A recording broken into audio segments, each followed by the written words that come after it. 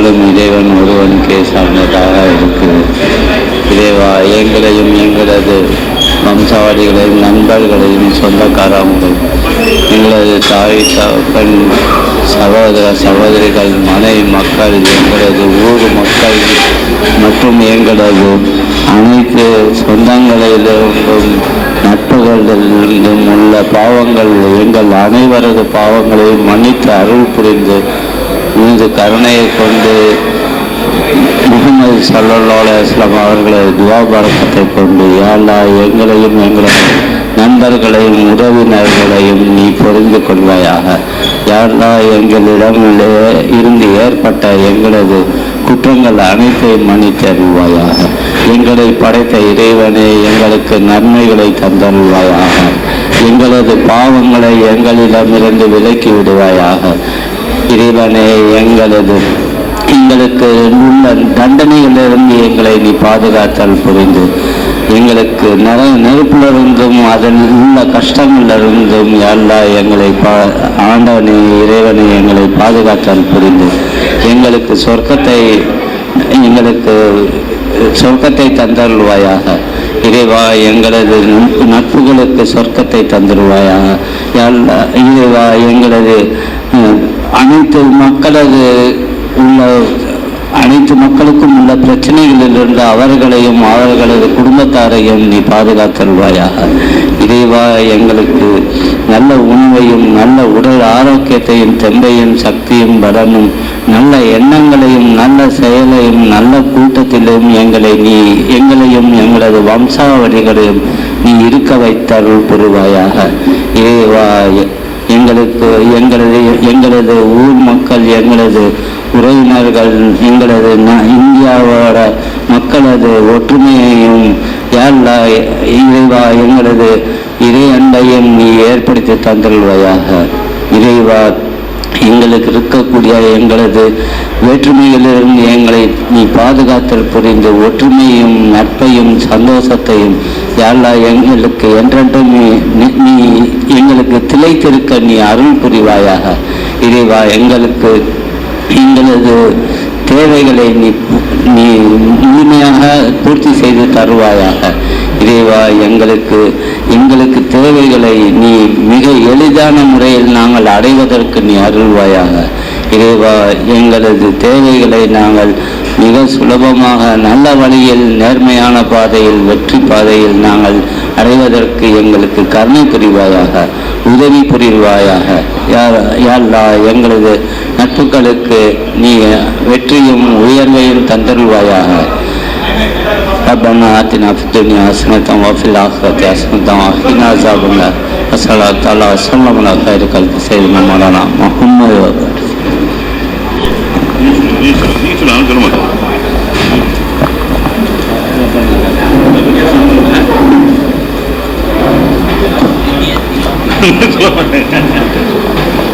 இதுவா எங்களுக்கு நாங்கள் உனக்காக நோற்ற நோன்பை உனது கருணையை கொண்டு நாங்கள் பூர்த்தி செய்கிறோம். இதை நாங்கள் உனக்காக இந்த உணவுகளை உண்டு இந்த நோன்பை நாங்கள் பூர்த்தியாக்கி ஏற்றுக்கொள்வாயாக. ரப்பனா ஆத்தினா ஃபித் துன்யா ஹஸனத்தன் வ ஃபில் ஆখিরাতি ஹஸனத்தன் வ kina அஸாபன்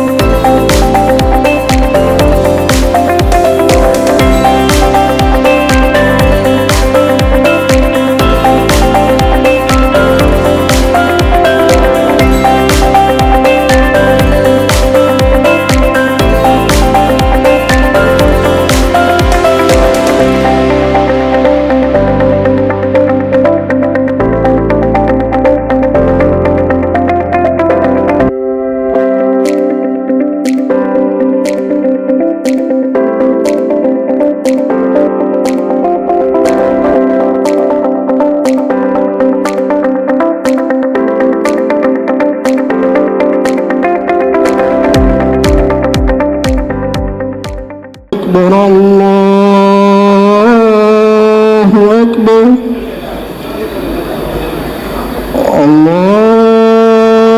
الله أكبر الله أكبر أشهد أن لا إله إلا الله أشهد أن لا إله إلا الله أشهد أن محمدا رسول الله أشهد أن محمدا رسول الله حي على الصلاة حي على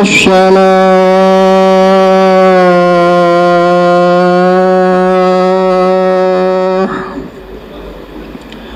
حي على الفلاح الحمد لله رب العالمين الرحمن الرحيم مالك يوم الدين إياك نعبد وإياك نستعين اهدنا الصراط المستقيم صراط الذين أنعمت عليهم غير المغضوب عليهم ولا الضالين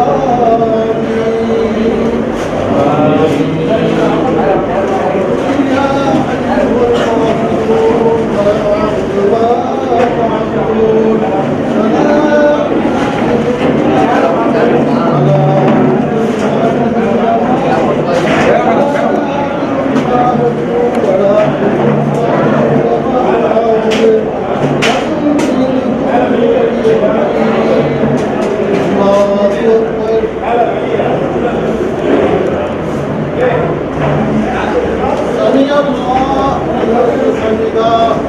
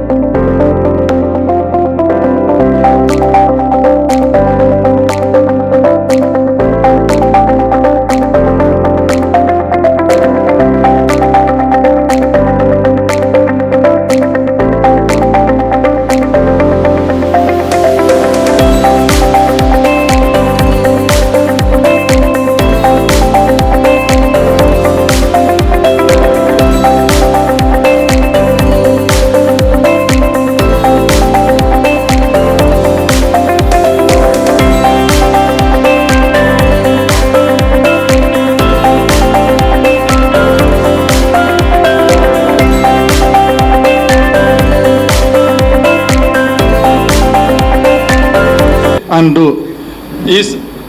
Is it the truth? Yes. Is it fair to all concerned? Will it build goodwill and better friendships? Will it be beneficial to all concerned? Thank you.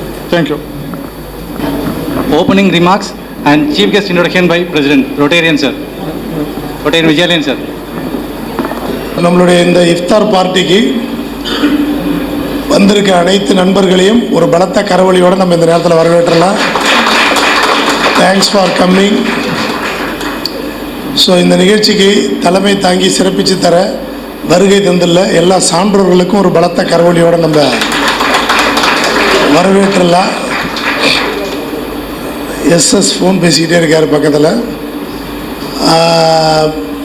இந்த நிகழ்ச்சிக்கு தலைமை பொறுப்பெடுத்து தலைமை பொறுப்புனா சும்மா இல்லை, செலவோட தலைமை பொறுப்பெடுத்து அந்த செலவும் சும்மா இல்லை, மட்டன் பிரியாணி அது இதுன்னு வச்சு கலக்கி ஈவினிங் கொடுத்ததே எங்களுக்கு ஃபுல்லாக இருக்குது, பேச முடியல. அந்த வகையில் சிறப்பாக தூள் பண்ணிக்கிட்டு இருக்க நம்மளுடைய இஃப்தார் பார்ட்டி சேர்மன் சபீர் கான் சாரை நல்லபடியாக வெல்கம் பண்ணிடலாம். Thank you sir. மேலே உட்காருங்க, எல்லாம் பார்த்துப்பார், விக்கி பார்த்துப்பார், நீங்கள் உட்காருங்க. அவருக்கு உறுதுணையாக இருந்த அகமதுல்லா, தௌசிஃப், இன்னும் மற்ற எல்லா நண்பர்களுக்கும் இந்த நேரத்தில் ஒரு பலத்தை கரவொலியை நம்ம கொடுத்துடலாம். பொதுவாக இஸ்லாமியர்களோட 9th மந்தில் இந்த ரம்ஜான் கொண்டாடப்படுதுன்னு சொல்கிறாங்க. இந்த வார்த்தைக்கு கடுமையான வெப்பம் அப்படிங்கிற ஒரு அர்த்தம் இருக்குன்னு சொல்கிறாங்க. அதை தணிக்க இந்த நோன்பு அப்படின்லாம் சொல்கிறாங்க. ரோட்டரிங்கிற அமைப்பும் 200 நாடுகளுக்கு மேலே இருக்குது. அந்த 200 நாடுகளில் இஸ்லாமிக் நாடுகளும் இருக்குது. இப்போ நிறைய இஸ்லாமிக் நாடுகளில் ரோட்டரிங்கிற அமைப்பும் பரவி இருக்குது. இப்போ கூட நம்மளுடைய மிடில் ஈஸ்டில் பெரிய போர் நடந்துக்கிட்டு இருக்கு. அதில் இந்தியர்களும் பாதிக்கப்படுறாங்க. போன முறைகளில் எங்கெல்லாம் போர் நடந்துச்சோ அங்கெல்லாம் ரோட்டரியோட பங்களிப்பு மீண்டும் அங்கே அமைதி திரும்பவும், அங்கே பாதிக்கப்பட்ட மக்களை மீட்டெடுக்கவும் ரோட்டரியோட பங்களிப்பு மிக பெருசாக இருந்திருக்கு. அப்படிங்கிற ஒரு விஷயத்துக்காக நம்ம ஒரு நல்ல கரவொலியை ரோட்டரி கொடுக்கலாம். ஸோ இந்த தரமும் நம்ம ரோட்டரி மக்கள் ஈரானுக்கு போகிற மாதிரி இருக்கும்னு நினைக்கிறேன். ஸோ இந்த ரம்ஜான் மாதத்தில் இந்த போர் தவிர்க்கப்பட்டிருக்கலாம். அமெரிக்காவும் இஸ்ரேலுக்கும் சேர்ந்து நம்ம ஈரான் கூட நடக்குது. அதில் சரி எது தப்பு எதுன்னு சொல்லக்கூடிய அளவுலலாம் நம்ம இல்லை. ஆனால் கண்ணுக்கு கண்ணுன்னா உலகமே குருடாயிடுன்ற காந்தி கூற்றை தான் நம்ம நினச்சி பார்க்கணும். எல்லோரும் மாற்றி கொண்டுக்கிட்டே இருந்தோம்னா யார் தான் மிச்சம் இருப்பாங்கிறது இங்கே விஷயம். ஸோ அந்த விதத்தில் இந்த போரை தவிர்த்திருக்கலாம். இந்த உலகம் ட்ரை பண்ணிகிட்ருக்காங்க, சீக்கிரம் நின்றும் அப்படிங்கிறது எல்லாருடைய நம்பிக்கை. அந்த வகையில் ரோட்டரியோட பங்களிப்பு இந்த அமைதிக்கு, உலக அமைதிக்கு மிகப்பெரிய காரணமாக இருக்குது. தொடர்ந்து பங்களிக்கிறாங்க, அது தொடரும் அப்படிங்கிற நம்பிக்கை இருக்குது. இப்போ நீங்கள் நிறைய பேர் புதுசாக ரோட்டரிக்கு வந்திருப்பீங்க. இந்த ஈரான் போர்லேயும் முடிஞ்ச பிறகு அதோட ரோட்டரியோட பங்களிப்பு என்னங்கிறது உலக அறியும். இந்த நேரத்தில் நம்ம தொடர்ந்து மீட்டிங்குள்ளே போகிறதுக்கு முன்னாடி நம்ம ரோட்டரியில் உலகறிந்த ஒருவர் ரொட்டேரியன் விஆர் முத்து அவர்கள், இதயம் நல்லவங்களோட ஃபவுண்டர் அண்டு சிஇஓ. ஸோ அவர் தவறிட்டார். அவருக்காக ஒரு 30 செகண்ட்ஸாவது ஒரு மௌன அஞ்சலியை செலுத்திட்டு நம்ம தொடருவோம் ப்ளீஸ்.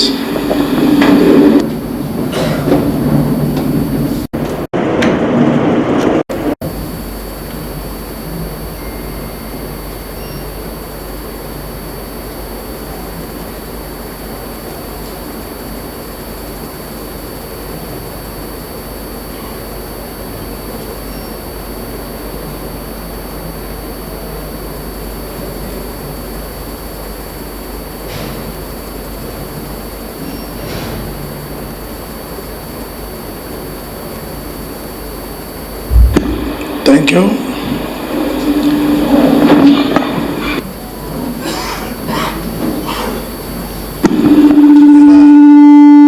ரோட்டரி சமுதாயத்துக்கும் மனித சமுதாயத்துக்கும் அண்ணாச்சியும் நிறையா செஞ்சுருக்காங்க.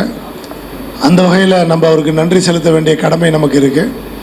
கடைசியாக கூட நம்ம கிளப்போட ஒரு சங்க கூட்டத்துக்கு வந்திருந்தாங்க. நிறைய நல்ல விஷயங்களை நம்மளோட பகிர்ந்துருந்தாங்க, செஞ்சுருந்தாங்க. அந்த வகையில் சந்தோஷம். ஸோ இன்றைக்கு நிகழ்ச்சியில் எடுத்த உடனே நோன்பு திறக்கிறதுக்கு முன்னாடி மீட்டிங் முடிஞ்சிடும்னு சொல்லி நம்ம நினச்சிட்டோம். நம்மள முக்கியமாக சீஃப் கெஸ்ட் நினச்சிட்டாங்க. அதனால் அவங்க வேறு பிளானில் வந்திருக்காங்க. ஸோ பொதுவாக சீஃப் கெஸ்ட்டு கடைசியாக தான் பேசுவாங்க. இன்றைய சீஃப் கெஸ்ட் நம்மளுடைய ரொட்டேரியன் மணிகண்டன் ஆனந்த் அவர்கள். நல்ல ஒரு கைத்தடல் கொடுத்த சாரை வெல்கம் பண்ணிடலாம். மத நல்லிணக்கத்தை உருவாக்கக்கூடிய இந்த நிகழ்ச்சியில் ரோட்டரியும் பங்கெடுக்கிறதுல மகிழ்ச்சி. பல்வேறு சமயத்தை சார்ந்த எல்லாரும் வந்திருக்காங்க. அந்த வகையில் வந்திருக்க எல்லாருக்கும் மீண்டும் ஒரு கைத்தடல் நம்ம கொடுத்துடலாம். அப்புறம் ஒவ்வொருத்தராகவும் பார்ப்போம். நம்ம சீஃப் கெஸ்ட்டை பற்றி பார்த்தோம் அப்படின்னா, சீஃப் கெஸ்ட் 2008லேருந்து நம்ம ரோட்டரியில் இருக்கார். நாங்கள்லாம் இப்போ தான் ரோட்டரிக்கு வந்தோம். பட் நம்ம சீஃப் கெஸ்ட் 2008லேருந்து ரோட்டரியில் இருக்கிறது மிகப்பெரிய சந்தோஷமான விஷயம். செக்ரட்டரியாக இருந்திருக்காங்க ரோட்டரியில். செக்ரட்டரினா நார்மலாக இல்லை, செக்ரட்டரியாக இருக்கும்போது பெஸ்ட்டு செக்ரட்டரி அப்படிங்கிற விருது வாங்கி தன்னோட சங்கத்துக்கு பெருமை சேர்த்துருக்காங்க. அவருடைய சங்கம் துறையூர் சங்கம். ஸோ பெஸ்ட்டு செக்ரட்டரி விருதை 2010க்கு முன்னாடியே வாங்கியிருக்காங்க. ஒரு பலத்த கரவொலி கொடுத்து ஐயாவை நம்ம பெருமைப்படுத்தலாம். அதுக்கப்புறம் பிரசிடெண்ட்டாக இருந்திருக்காங்க.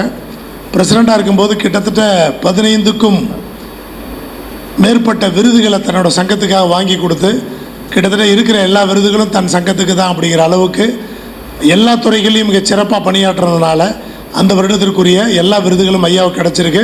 நம்ம ஒரு பலத்த கரவொலி அதுக்கும் நம்ம கொடுத்து வாழ்க்கலாம். அதுக்கப்புறம் அசிஸ்டன்ட் கவர்னராக இருந்திருக்காங்க. ரோட்டரியில் பல்வேறு பதவிகள் இருந்திருக்காங்க. இப்போ ரோட்ரி அப்படிங்கிறது நம்ம ரோட்ரிங்கிறது ரோட்ரி இன்டர்நேஷ்னல் டிஸ்ட்ரிக்ட் 3000 தான். இந்த ரோட்ரி இன்டர்நேஷ்னல் டிஸ்ட்ரிக்ட் 3000ல் எல்லாமே யார் அப்படின்னா நம்ம chief guest Manikandan Anand sir தான். அதாவது நீங்கள் டிஸ்ட்ரிக்ட் லேர்னிங் ஃபெசிலிட்டேட்டட் ஏதாவது அவங்க மூலமாக ஏதாவது காரியம் நடக்கணும்னாலும் சரி, கவர்னர் செய்ய வேண்டிய விஷயங்களாக இருந்தாலும் சரி, ஸோ எல்லா வித விஷயங்களையும் தனக்குள்ளே வச்சுக்கிட்டு எல்லா ஈவெண்ட்டையும் சின்ன சின்ன மைன்யூட் டீட்டெயில்ஸ் கூட ரொம்ப கவனித்து அதை வந்து எக்ஸிக்யூட் பண்ணக்கூடியதுன்னு அந்த பொறுப்பில் அந்த அக்கறையில் இருக்கிறதுனால இப்போ இந்த வருஷம் டிஸ்ட்ரிக்ட் எக்ஸிக்யூட்டிவ் செக்ரட்டரியாகவும் நம்ம மாவட்டத்துக்கு இருக்கார். நல்ல கரவொலி கொடுத்து நம்ம வாழ்த்துக்கள் சொல்லலாம். நம்ம கிளப்பு 415 பேரோட வேர்ல்ட் ரெக்கார்ட் பண்ணோம். அந்த வேர்ல்ட் ரெக்கார்ட் பண்ணுற அந்த ப்ராசஸில் சார் எக்ஸிக்யூட்டிவ் செக்ரட்டரியாக இருந்ததுனால நமக்கு பல விதத்தில் ஹெல்ப் பண்ணாங்க. ஏன்னா அவங்க ஹெல்ப் இல்லாமல் அந்த 415 பேர் லிஸ்ட்டை ஃபைனலைஸ் பண்ணி மெயில் ஐடி ஃபைனலைஸ் பண்ணி எல்லாம் பண்ணி கொண்டு போய் ரோட்டரி இன்டர்நேஷ்னலில் சேர்த்து அதுக்கு நம்ம சார்ட்டர் வர வரைக்கும் ஐயாவோட ஹெல்ப் இல்லாமல் நம்மளால் எதுவும் செஞ்சுருக்க முடியாது.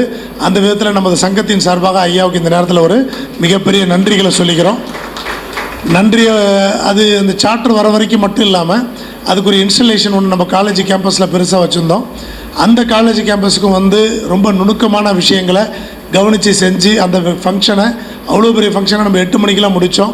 அதுமாரி டைமிங்க்கு ஒரு ஈவெண்ட்டை முடிக்கிறதுலையும் சரி அதை ரொம்ப நுணுக்கமாக பார்த்து யாரும் வருத்தப்படாமல் எல்லாத்தையும் சரி பண்ணி அதே நேரத்தில் ரோட்டரி ப்ரோட்டோக்காலும் எதுவும் மிஸ் ஆகாமல் கவனித்து ஒவ்வொரு பெரிய ஈவெண்ட்டையும் இன்க்ளூடிங் கான்ஃபரன்ஸ் அது வரைக்கும் வந்து எல்லா மிகப்பெரிய ஈவெண்ட்டையும் வெற்றிகரமாக முடித்து இன்றைக்கி கம்பீரமாக சார் உட்காந்துருக்காரு. நம்ம ஈவெண்ட்டுக்கு வந்திருக்காருன்னா மீண்டும் ஒரு நல்ல கரவொலியை சாருக்கு வந்து கொடுக்கலாம். நீங்கள் ரோட்டில் ஏதாவது டவுட் இருந்தால் சாருக்கு உடனே ஃபோன் அடிக்கலாம். எல்லா டவுட்டையும் கிளியர் பண்ணுவார். அதுவும் முக்கியமாக இப்போ இந்த வருஷத்துக்கு என்னென்ன ப்ராஜெக்ட்ஸ் அதை எப்படி செய்யலாம், எப்படி பங்கீடு எடுத்துக்கலாம், எல்லா விஷயங்களையுமே சாருக்கு தெரியும். தெரியும்னா செக் பண்ணி சொல்கிறதெல்லாம் இல்லை, ஃபிங்கர் டிப்பில் வச்சுருப்பாங்க, உடனே அடிப்பாங்க. இந்த வருஷம்லாம் கிட்டத்தட்ட ரோட்டரியிலே மூழ்கி முழுசாக தன்னை ரோட்டரிக்காக அர்ப்பணிச்சிருக்காங்க. அதனால் இந்த ஒரு நிகழ்வுக்கு சார் வந்தால் நல்லாயிருக்கும் நாங்கள் இன்வைட் பண்ணோம். சார் பிஸி ஷெடியூல் தான், வெளியிலேருந்து வந்திருக்காங்க. இது முடிச்சிட்டும் இன்னும் நிறைய பேர் சந்திக்க வேண்டியிருக்கு. ஆனால் இன்னும் இந்த வருஷத்துக்கு 4 மாதங்கள் இருக்குது. அந்த 4 மாதங்களில் பல கோடிகளை உருவாக்கி ரோட்டரிக்காக கிரியேட் பண்ணி அந்த கோடிகள் ஏழை மக்களுக்கு கொண்டு போய் சேர்க்க வேண்டிய பொறுப்பு ஐயா கிட்ட இருக்கிறதுனால பல பேர் ஐயா சந்திக்கிறாங்க. பல பேர்கிட்ட ஃபவுண்டேஷன் சார்பாக கேட்குறாங்க. நம்ம கூட நம்மளால் முடிஞ்ச ஃபவுண்டேஷன் ஹெல்ப்பை சாருக்கு செய்யலாம். ஸோ கடுமையாக உழைக்கிறாங்க. உழைப்பு எல்லாமே அவர் சொந்த உழைப்பு இல்லை, அவரோட உழைப்பின் மூலமாக சமூகத்தில் இருக்க ஏழை மக்கள் பயனடைய போகிறாங்க. அப்படிங்கிற விதத்தில் ஐயாவோட உழைப்பு ரோட்டரிக்கு மிகப்பெரிய பக்கபலமாக இருக்குது. அப்படிங்கிற அடிப்படையில் நம்ம இன்றைக்கி கூப்பிட்ருக்கோம். ஐயாவோட உழைப்புக்கு நம்மளும் பக்கபலமாக இருந்தால் நம்ம ரோட்டரி 3000 மூலமாக பல ஏழை மக்கள் எளிய மக்கள் பயனடைவாங்க அப்படிங்கிற ஒரு நம்பிக்கையில் ஐயா தொடர்ந்து உழைக்கிறாங்க. நம்மளோட சப்போர்ட் எப்போதும் ஐயாவுக்கு இருக்கும்.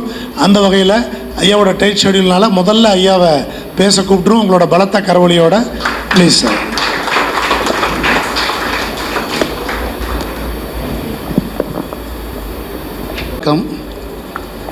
கொஞ்சம் நிறையவே சொல்லிட்டார் அண்ணன். நட்பினால் கொஞ்சம் நிறையவே சொல்லிட்டாரு.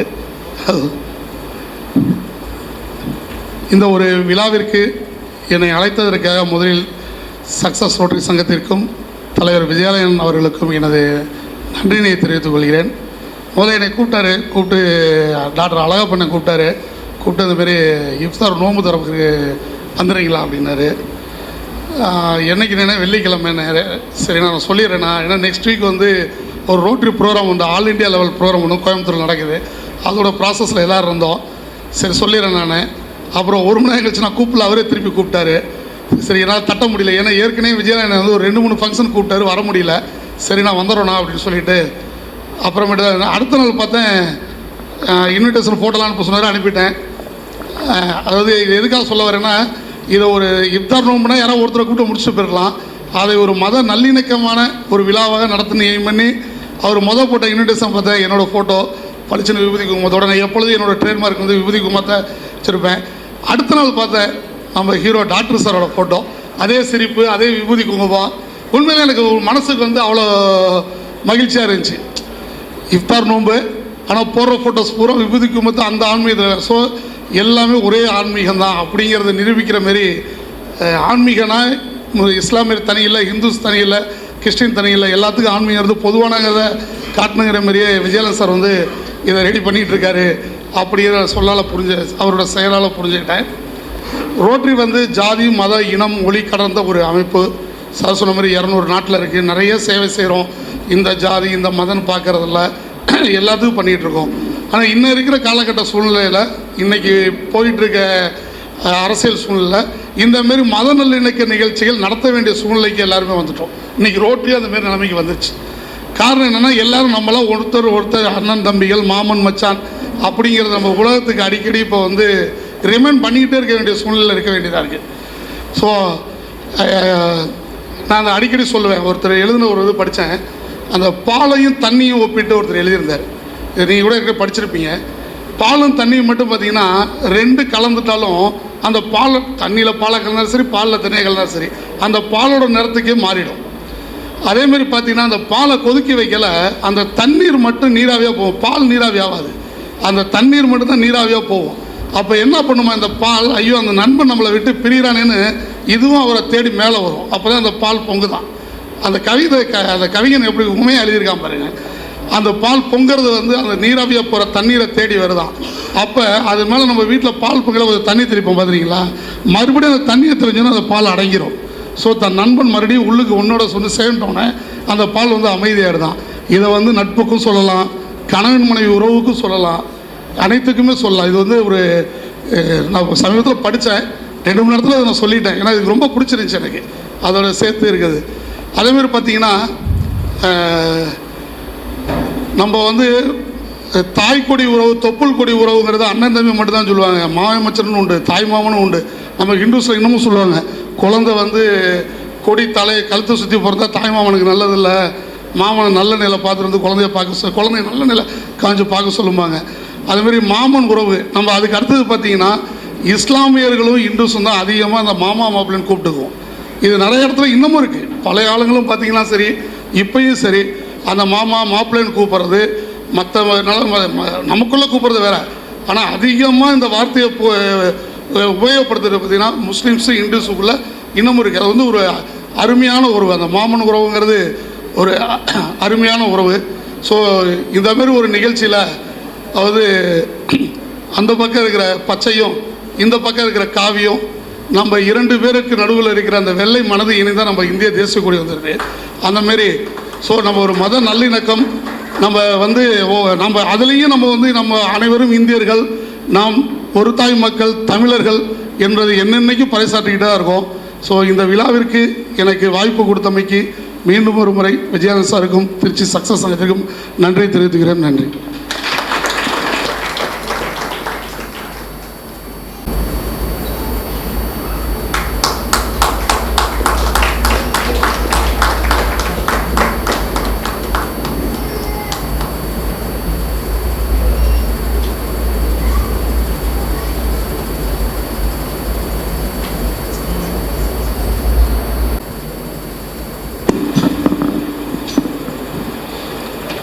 அதாவது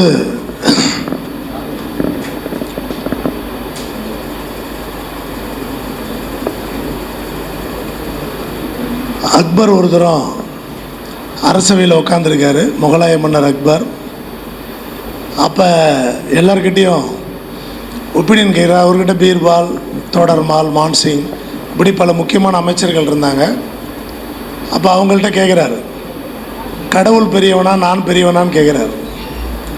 கடவுள் பெரியவனா நான் பெரியவனான்னு கேட்குறாரு. கேட்குறது கிரேட் அக்பர். அமைச்சர்கள் என்ன சொல்ல முடியும்? கடவுள் பெரியவன்னு சொல்லிட்டா மன்னர் கோச்சுப்பார், மன்னரோட மனசு மகிழாது.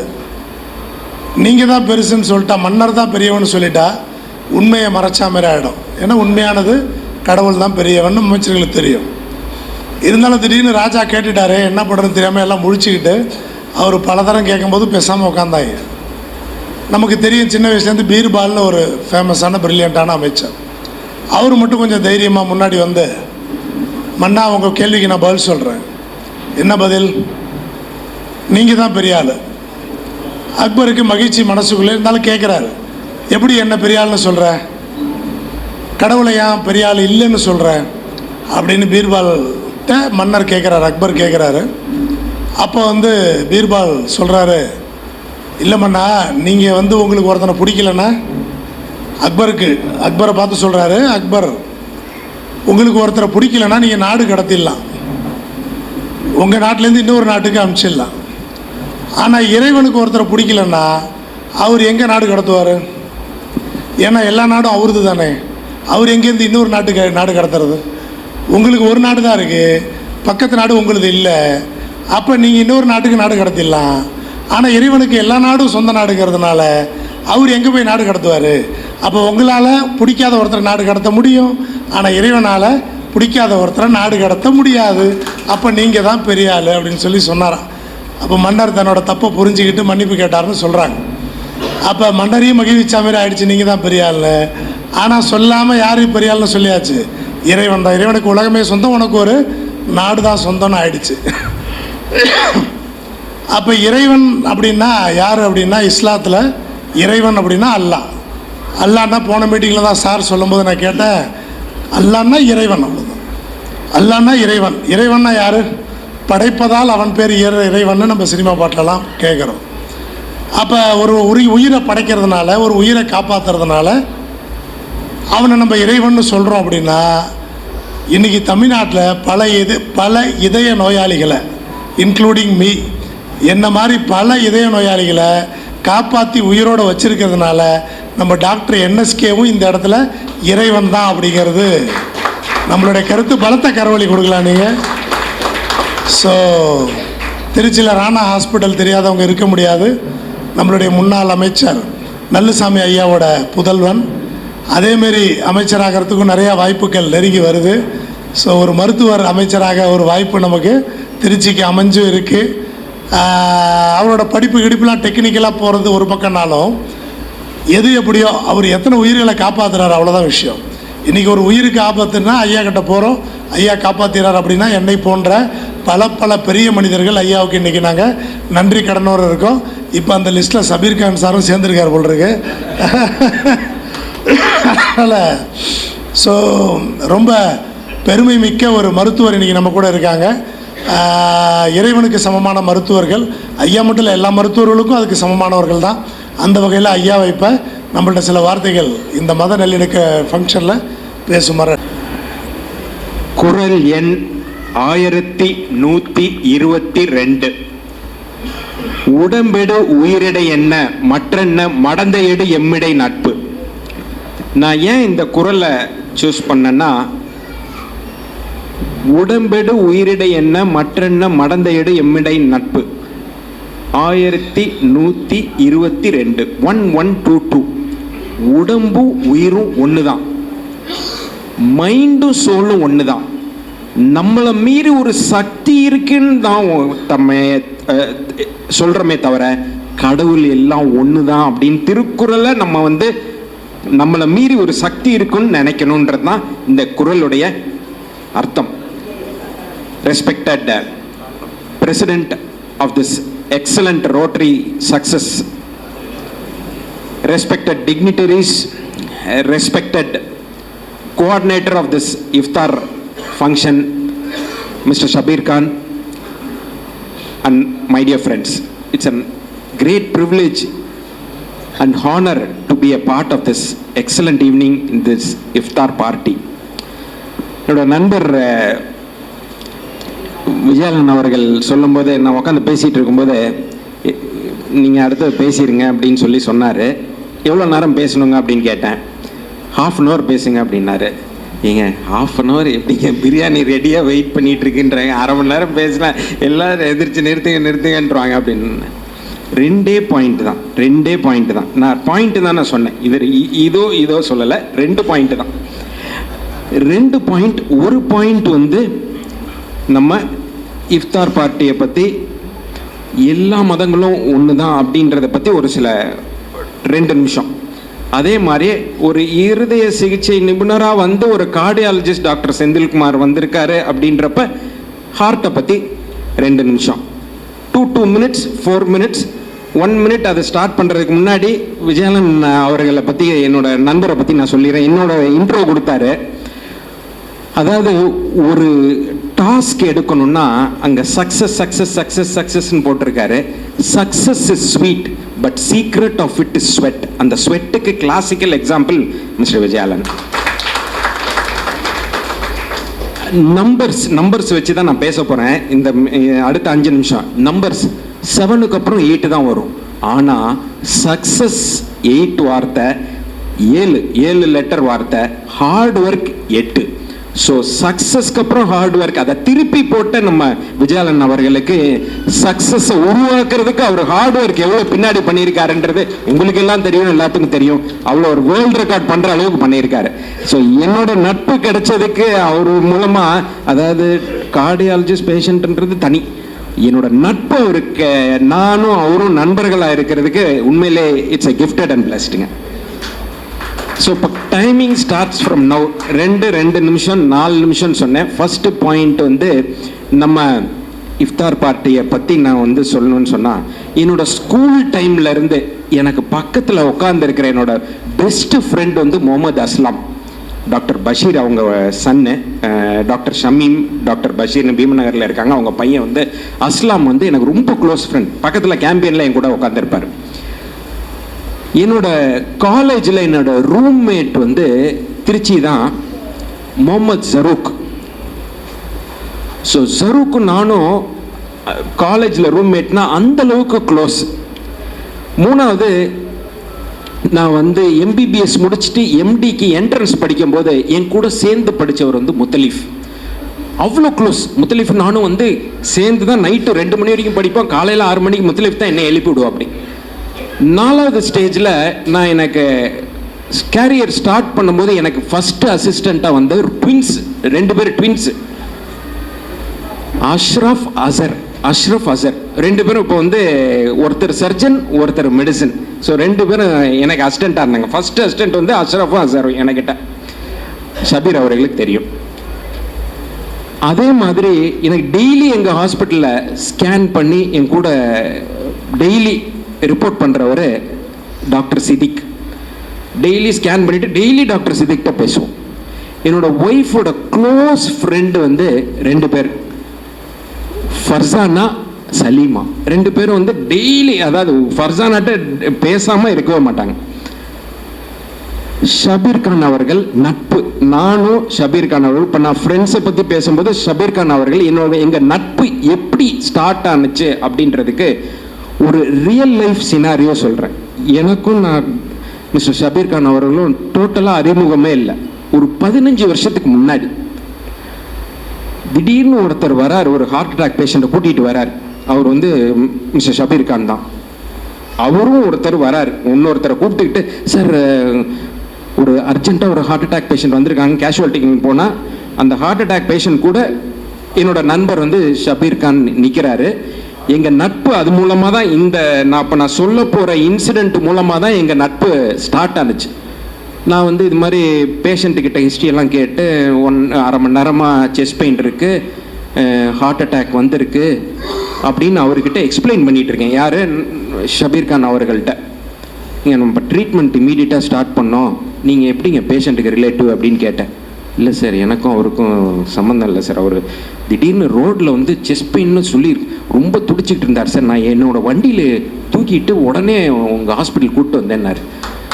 உண்மையிலே ஆச்சரியப்பட்டு போய், அதாவது இந்த காலகட்டத்தில் இப்படியும் ஒரு மனிதரா அப்படின்னு சொல்லிட்டு, சார் யார்கிட்டையாவது நான் சைன் பண்ணாமல் நான் ட்ரீட்மெண்ட் ஆரம்பிக்க முடியாதுங்க சார், நான் எல்லாமே நான் ஏற்றுக்கிறேன் சார், நான் சைன் பண்ணுறேன் சார். அதான் it's not about monetary, it is about taking responsibility. He took the whole responsibility of that young patient. In fact நம்ம கொடுத்த மருந்துகள் நம்மளை மீறி சக்தி இருக்குன்னு சொன்னோம், அதெல்லாம் அடுத்தது. He has saved that patient. அது மூலமாக தான் எங்களுடைய நட்பு ஸ்டார்ட் ஆனுச்சு. அந்த அளவுக்கு தூய நட்பு. அவர் வந்து அடுத்தவங்களுக்கு ஒரு எதிர்பார்த்து செய்யாமல் நல்லா உதவி செய்யும் நண்பர். வாழ்த்துக்கள்ங்க, வாழ்த்துக்கள். ஸோ 2 நிமிஷம் பேசிட்டேன். நம்மளை மீறி சக்தி இருக்குன்றது தான் நம்ம இது ஒரே தெய்வம் அப்படின்றத. ஸோ இஃப்தார் பார்ட்டியை பற்றி, என்னோடய நண்பரை பற்றி, 2 நண்பர்களை பற்றி நான் பேசிட்டேன். அடுத்த 2 நிமிஷம் நான் நம்பர்ஸ் பற்றி பேசுகிறேன்னு சொன்னேன். 7, 8 சொன்னேன், ஹார்ட் ஒர்க்கு பற்றி சொன்னேன், சக்ஸஸ் பற்றி சொல்லிட்டேன், 1, 1, 2, 2 திருக்குறள் பற்றி சொல்லிட்டேன். இப்படி நான் காட்டினதெல்லாம் இல்லை, இதெல்லாம் நம்பர் நான் பேசும்போது தானாக வந்ததுன்னு சொன்னேன். எனக்கு ஒரே ஒரு கேள்வி.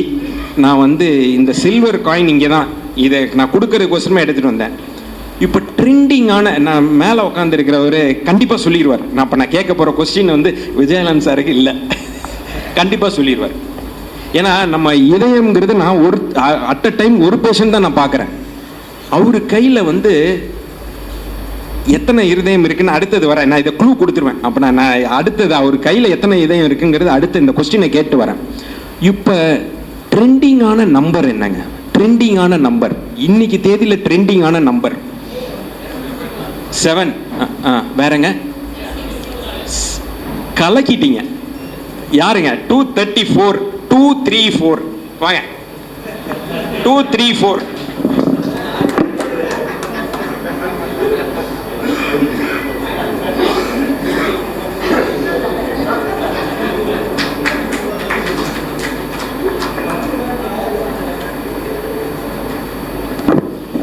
ட்ரெண்டிங்கான நம்பர் 234. ஸோ ஏன் 234ன்னு வந்துச்சுன்னு சொல்ல, அதுக்கும் என்னோட நம்பர் சொல்லிடுவாரு. ஏன் 234? ஏன்னா 234 ஏன் அப்படின்னா 234 அசம்பிளி கான்ஸ்டிடுவன்சிஸ் இருக்கு தமிழ்நாட்டில். அப்படின்னா ஏன் 234? 200 இருக்கலாம், 150 இருக்கலாம், 250 இருக்கலாம், 220 இருக்கலாம். ஏன் 234 அப்படின்னு பார்த்தீங்கன்னா, ஒரு பார்லிமெண்ட் ஃபஸ்ட்டு பார்லிமெண்ட் கான்ஸ்டிடுவன்சி தான் நம்ம இந்தியன் கான்ஸ்டியூஷனில் கொண்டு வந்தாங்க. தமிழ்நாட்டில் 40 வந்துச்சு, 40 சாரி 37 வந்துச்சு. அதுக்கப்புறம் 40 மாறிச்சு. ஒன்று பாண்டிச்சேரி கொடுத்துட்டாங்க. 37ல இருந்து ஃபர்ஸ்ட் அரைவ் பண்ணது 228 அரேஞ்ச் பண்ணாங்க. அதுக்கப்புறம் இன்க்ரீஸ் ஆகும்போது, பார்லிமெண்ட் இன்க்ரீஸ் ஆகும்போது 39 வந்துச்சு. 39 இன்ட்டு ஒரு பார்லிமெண்ட் கான்ஸ்டிடுவன்சியில் 6 அசம்பிளி கான்ஸ்டிடுவன்சிஸ் வரும். 39 இன்ட்டு 6, அந்த 39 டிரைவ் பண்ணதுனால 39 இன்ட்டு 6 234. ஸோ அதனால தான் அரைவ் ஆனது 234. ஸோ நான் இப்போ 234ன்னு கேட்டது, நான் அந்த சில்வர் காயின் கொடுக்கறது அதெல்லாம் தனி. இப்போ நான் கார்டியாலஜிஸ்டாக பேசுகிறேன், நான் அரசியல்வாதியாக பேசலை, நான் ஒரு எந்த இதோட சாயத்தோட பேசலை. இப்போ நான் சொன்னேன், ஒரு இதயம் தான் என் கையில் இருக்குது. என்னோட நண்பர் இதயத்தில் 4 லட்சம் மேலே இதயம் இருக்குது. ஏன்னா திருச்சி 1வது தொகுதியில் 2,10,000 பேர் இருக்கிறாங்க வாக்காளர்கள். திருச்சி மேற்கில் 2,32,000 வாக்காளர்கள். எல்லா இதயமும் அவர் கையில் தான் இருக்குது. எப்படின்னா, அவர் ஒரு கலெக்டரை உருவாக்குனார்னு வச்சுக்கோங்க. இந்த 4 லட்சம் இதயம் அந்த கலெக்டர் கிட்ட இருக்கு. அந்த கலெக்டரை உருவாக்குறது நம்ம நண்பர் விஜயலான் சார்ல. ஸோ இப்போ நம்ம பாயிண்ட்டுக்கு வரேன். கார்டியாலஜிஸ்ட் 234 வச்சு நான் உங்கள் இதயத்தை எப்படி பாதுகாக்கிறதுங்கிறது நம்பர்ஸ் வச்சு சொல்கிறேன்னு. ரெண்டு விஷயத்தை நீங்கள் விடணும். 2 விஷயத்தை விடுறது என்ன? Smoking, alcohol. 2 விஷயத்தை விட்டுறணும். 2 நம்பர் மேலே இருக்கிறது, கீழே இருக்கிறது. மேலே பிபி, மேலே இருக்கிறது சிஸ்டோலிக் பிபி, கீழே இருக்கிறது டயஸ்டோலிக் பிபி. 2 நம்பர் 140 கீழ் 90. 140 கீழே இருக்கணும், 90 கீழே இருக்கணும். நார்மலாக இருந்துச்சுன்னா பக்கா. இதை உப்பு கம்மியாக போட்டு சாப்பிடணும். உப்பு சார்ந்த பொருட்களை நிறுத்தணும். உப்பை கம்மியாக போட்டு சாப்பிட்றதுங்கிறது ஃபுட்டில் ஆடட் சால்ட் இருக்கக்கூடாது. உப்பு சார்ந்த பொருட்களை நிறுத்துறதுங்கிறது அப்பளம், ஊறுகாய், வடகம், சிப்ஸு, கெட்சப்ஸ், நூடுல்ஸ் இதெல்லாம் டோட்டலாக ஸ்டாப் பண்ணிங்கன்னா இந்த 2 நம்பர்ஸ் வில் பி பக்கா. Systolic, diastolic BP. Number 3. So 234ன்னு சொன்னேன், 2 சொல்லிட்டு 3 HbA1c. 3 மாசத்து சுகர் வேல்யூ லெஸ் தேன் 6 இருக்கணும். ஸோ 6ங்கிறது HbA1c 3ஆம் நம்பர். 3 மாசத்துடைய சுகர் வேல்யூ. ஃபாஸ்டிங், போஸ்ட் பிராண்டியல்ங்கிறது அன்னைக்கு காலையில் என்ன சாப்பிட்டீங்களோ அது சாப்பிட்டதுக்கு அப்புறம் இட் வில் ரிஃப்ளெக்ட். முந்தின நாள் நைட்டு சாப்பிட்டதோடது ரிஃப்ளெக்ட் ஆகும். ஆனால் 3 மாசத்து ஆவரேஜ் வேல்யூ HbA1c லாஸ்ட் நீங்கள் 90 days சாப்பிட்டதை ரிஃப்ளெக்ட் ஆகும். இதுதான் 3. ஸோ 234ல் 2 வந்து பிபியை பற்றி பார்த்தோம், 3 வந்து 3 மாதத்து சுகர் வேல்யூவை பற்றி பார்த்தோம். 4 2 3 4ல் 4வது 4 என்னன்னா ஒரு லிப்பிட் ப்ரொஃபைல் கொலஸ்ட்ரால் டெஸ்ட் எடுத்தீங்கன்னா 4 பேராமீட்டர்ஸ் பார்க்கணும். டோட்டல் கொலஸ்ட்ரால் 200 கீழே இருக்கணும். எல்டிஎல் கொலஸ்ட்ரால் பேட் கொலஸ்ட்ரால் 100 கீழே இருக்கணும். ஹெச்டிஎல் கொலஸ்ட்ரால் நல்ல கொலஸ்ட்ரால் 50க்கு மேலே இருக்கணும். 50க்கு மேலே இருக்கணும் ஹெச்டிஎல். ட்ரைகிளிசரைட்னு சொல்கிற ஒரு பேட் கொலஸ்ட்ரால் 150 கீழே இருக்கணும். 2 3 4ல் 4 கொலஸ்ட்ரால் வேல்யூ பற்றி நம்ம பார்த்தோம். டோட்டல் கொலஸ்ட்ரால் 200 கீழே இருக்கணும். எல்டிஎல் ஆன பேட் கொலஸ்ட்ரால் 100 கீழே இருக்கணும். அதே மாதிரி ஹெச்டிஎல் ஆன குட் கொலஸ்ட்ரால் 50க்கு மேலே இருக்கணும். ட்ரைகிளிசரைட் 150 கீழே இருக்கணும். ஸோ இந்த சூப்பராக 2 3 4 வச்சு உங்களுடைய இதயத்தை சூப்பராக ஹெல்த்தியாக பாதுகாத்து இந்த 4 லட்சத்து இதயத்தை காப்பாற்றுறதுக்கு நீங்கள் திங்க் பண்ணி உங்களுடைய டிக் பண்ணுங்க. வாய்ப்பளித்ததற்கு நன்றி, வணக்கம்.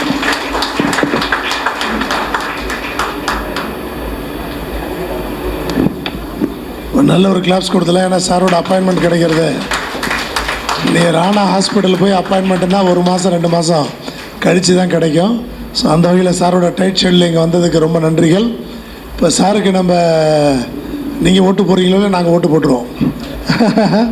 ஏன்னா நாங்களாம் அவரால் தான் இருக்கோம். அந்த வகையில் ஒரு இஸ்லாமிய நண்பர்கள் ஒரு 4-5 பேரோட சேர்ந்தா இஃப்தார் பார்ட்டிக்கு சார் வந்தாருங்கிற ஒரு அடையாளம் கிடைக்கும். சார் வாங்க ஒரு ஃபோட்டோவுக்காக.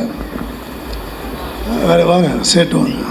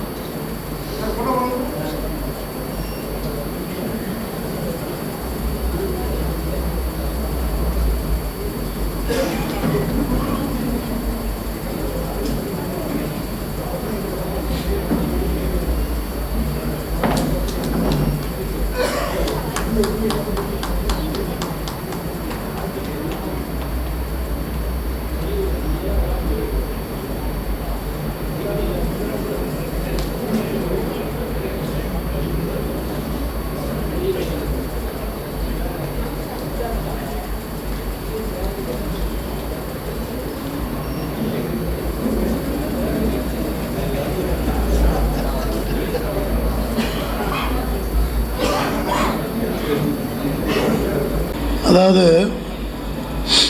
நான் போன மீட்டிங்லேயே சொன்ன மாதிரி நமக்கு ஒரு முகமது பின் காசிம்லேருந்து இஸ்லாமிக் ரூலர்ஸ் நம்ம நாட்டில் இருக்காங்க.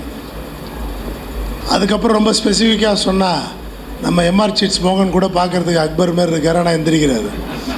அவரை பற்றி தான் கதை சொல்ல போகிறோம். உட்காருங்க. எங்கேயா போனீங்கன்னு வச்சுக்கிங்க, அவளை இங்கே வாங்க முன்னாடி வாங்க. ஸோ அவர் இன்னொரு கிளப்போட சார்ட்டர் பிரசிடெண்ட்டாக அவரை வரவேற்று நல்ல ஒரு கிளப்ஸ் கொடுத்துடலாம். மீட்டிங் முடிவு வரைக்கும் எந்திரிச்சிங்கன்னா அவ்வளோதான். பார்த்து உங்களுக்கு ஹானர் இருக்குங்க, ஹானர் முடிச்சுட்டு தான் போகணும். சரியா? அவர் 1 கோடி ரூபா சிட்டெலாம் போடுறாரு. யாராவது சேர்றதுனா சேர்ந்துங்க. நம்ம நாட்டில் 1206 தான், அதாவது 1206 அந்த ஆண்டுலேருந்து தான் நமக்கு முஸ்லீம் ரூல் ஆரம்பித்தது இந்தியாவில் அப்படின்னு சொல்லி சொல்லுவாங்க. அதில் ஒரு 500 ஆண்டுகள் கழித்து, இல்லை ஒரு 300 ஆண்டுகள் கழித்து தி கிரேட் அக்பர்னு ஒருத்தர் வந்தார். அப்போ அவங்க இந்துக்களையும் முஸ்லீம்களும் ஒரு ஒற்றுமை இல்லாமல் இருந்த நேரம். அதுவும் இஸ்லாமிக் ரூலர்ஸ் வந்து இந்துக்கள் மேலே வரிகளை போடுவாங்க. இந்துக்களாக இருக்கிறதுக்காகவே ஒரு வரி போடுவாங்க. அதுக்கு பேர் ஜெஸ்ஸியான்னு பேர். அதை அவங்க கட்டணும். எங்கேயாவது கோயிலுக்கு போனால் கூட வரி போடுவாங்க, கட்டணும்.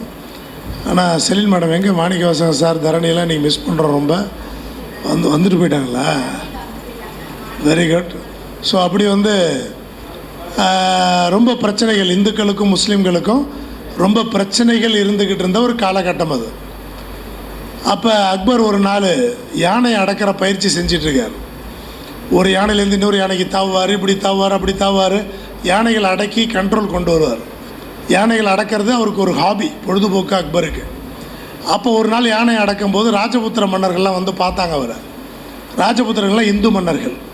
அவங்க வந்து பார்த்து ஒரு ரெக்வஸ்ட் வச்சாங்க அக்பர்கிட்ட, இதுமாரி நீ யானையை மாற்றி விளாட்றதெல்லாம் அடக்கிறதெல்லாம் ரொம்ப ரிஸ்க்கு, நீங்கள் எங்கள் நாட்டுக்கு தேவைன்னு சொல்லிட்டு சரி எதுக்கு வந்தீங்கன்னு கேட்கும்போது சொன்னாங்க, இந்து முஸ்லீம் ஒரே பிரச்சனையாக இருக்குது, அந்த பிரச்சனையை சரி பண்ணுறதுக்கு நீங்கள் தான் ஹெல்ப் பண்ணணும் அப்படின்னா. பாபர் இறக்கும்போதே சொல்லிட்டு போயிருந்தார், இந்தியாவில் இந்துக்களை மட்டும் டிஸ்டர்ப் பண்ணாத, இந்துக்களை டிஸ்டர்ப் பண்ணக்கூடாதுன்னா பசுக்களை கொல்லக்கூடாது, இந்துக்களை அரவணைக்காமல் இந்தியாவில் ஆட்சி செய்ய முடியாது அப்படின்னு பாபர் இறக்கும்போதே ஹுமாயூன்கிட்ட சொல்லிட்டு போயிருந்தார். அதில் அக்பருக்கும் தெரிஞ்சதுனால சரி இந்து முஸ்லீம் ஒற்றுமையை காப்பாற்றணுங்கிற அடிப்படையில் அக்பர் என்ன பண்ணுறாருன்னா, சரி எனக்கு இப்போ எதுவும் ஐடியா தோணலை, நான் வந்து ஆஜ்மீருக்கு வருவேன், ராஜஸ்தான் சைடில் இருக்க ஆஜ்மீருக்கு வருவேன், குவாஜா மொய்னுதீன் சிஷ்டியோட கல்லறையில் சாமி கும்பிட வருவேன், அங்கே வாங்க, அங்கே ஏதாவது ஐடியா கிடைக்கும் நான் சொல்கிறேன்ட்டு போயிட்டார். அப்போ அந்த நாளும் வந்துச்சு, குவாஜா மொய்னுதீன் சிஷ்டியோட கல்லறைக்கு அக்பர் போகிறாரு. அப்போ இவங்க ராஜபுத்திர மன்னர்கள் வராங்க, அதில் முக்கியமாக பீகாரி மால் அப்படிங்கிற ஒரு மன்னர் வராரு, சாமி கும்பிட்றாரு. இந்த மொய்னுதீன் சிஷ்டிங்கிறவங்க சுஃபி துறவிகளாக இருப்பாங்க, அது இந்து மத கொள்கைகளையும் முஸ்லீம் மத கொள்கைகளையும் கலந்து உருவாக்கின ஒரு மதம்னு சொல்லுவாங்க சுஃபி மதத்தை. ஸோ அப்படி அங்கே சாமி கும்பிட்டு அவர் வெளில வரும்போது அவருக்கு மைண்டில் ஒரு ஸ்பார்க் அடிச்சிச்சு அக்பருக்கு. வெளியில எல்லாம் ஆர்வமோடு உட்காந்துருக்காங்க, என்ன சொல்ல போகிறார் அக்பர்னு பார்க்க. அப்போ யாரும் எதிர்பார்க்காத ஒரு விஷயத்தை தூக்கி போட்டார் அக்பர். எல்லாரும் ஆச்சரியமாக கேட்டுக்கிட்டு இருந்தாங்க, எப்படி இவர் தீர்வு சொல்ல போகிறாரு இந்து முஸ்லீம் பிரச்சனைக்கு. ஏன்னா ராஜபுத்திர மன்னர்களுக்கும் முகலாய மன்னர்களுக்கும் சண்டையாகவே போகுது, எக்கச்சக்க பேர் இறக்குறாங்க. அப்போ அதுக்கு தீர்வு என்ன சொல்ல போகிறார் அக்பர்னு ஆர்வமாக பார்த்தா அக்பர் கேட்ட முதல் வார்த்தை பீகாரி மாலை பார்த்து கேட்டார், உங்கள் பொண்ணை எனக்கு கட்டி கொடுப்பீங்களான்னு கேட்டார். அவ்வளோதான், வேறு ஒன்றுமே இல்லை. விஜய் திரிசாமே நினச்சிடாது, அதெல்லாம் பயங்கரம். என்ன உங்கள் பொண்ணை எனக்கு கட்டி கொடுப்பீங்களான்னு கேட்டார். புரியுது இல்லையா? அவருக்கு ஷாக்கு.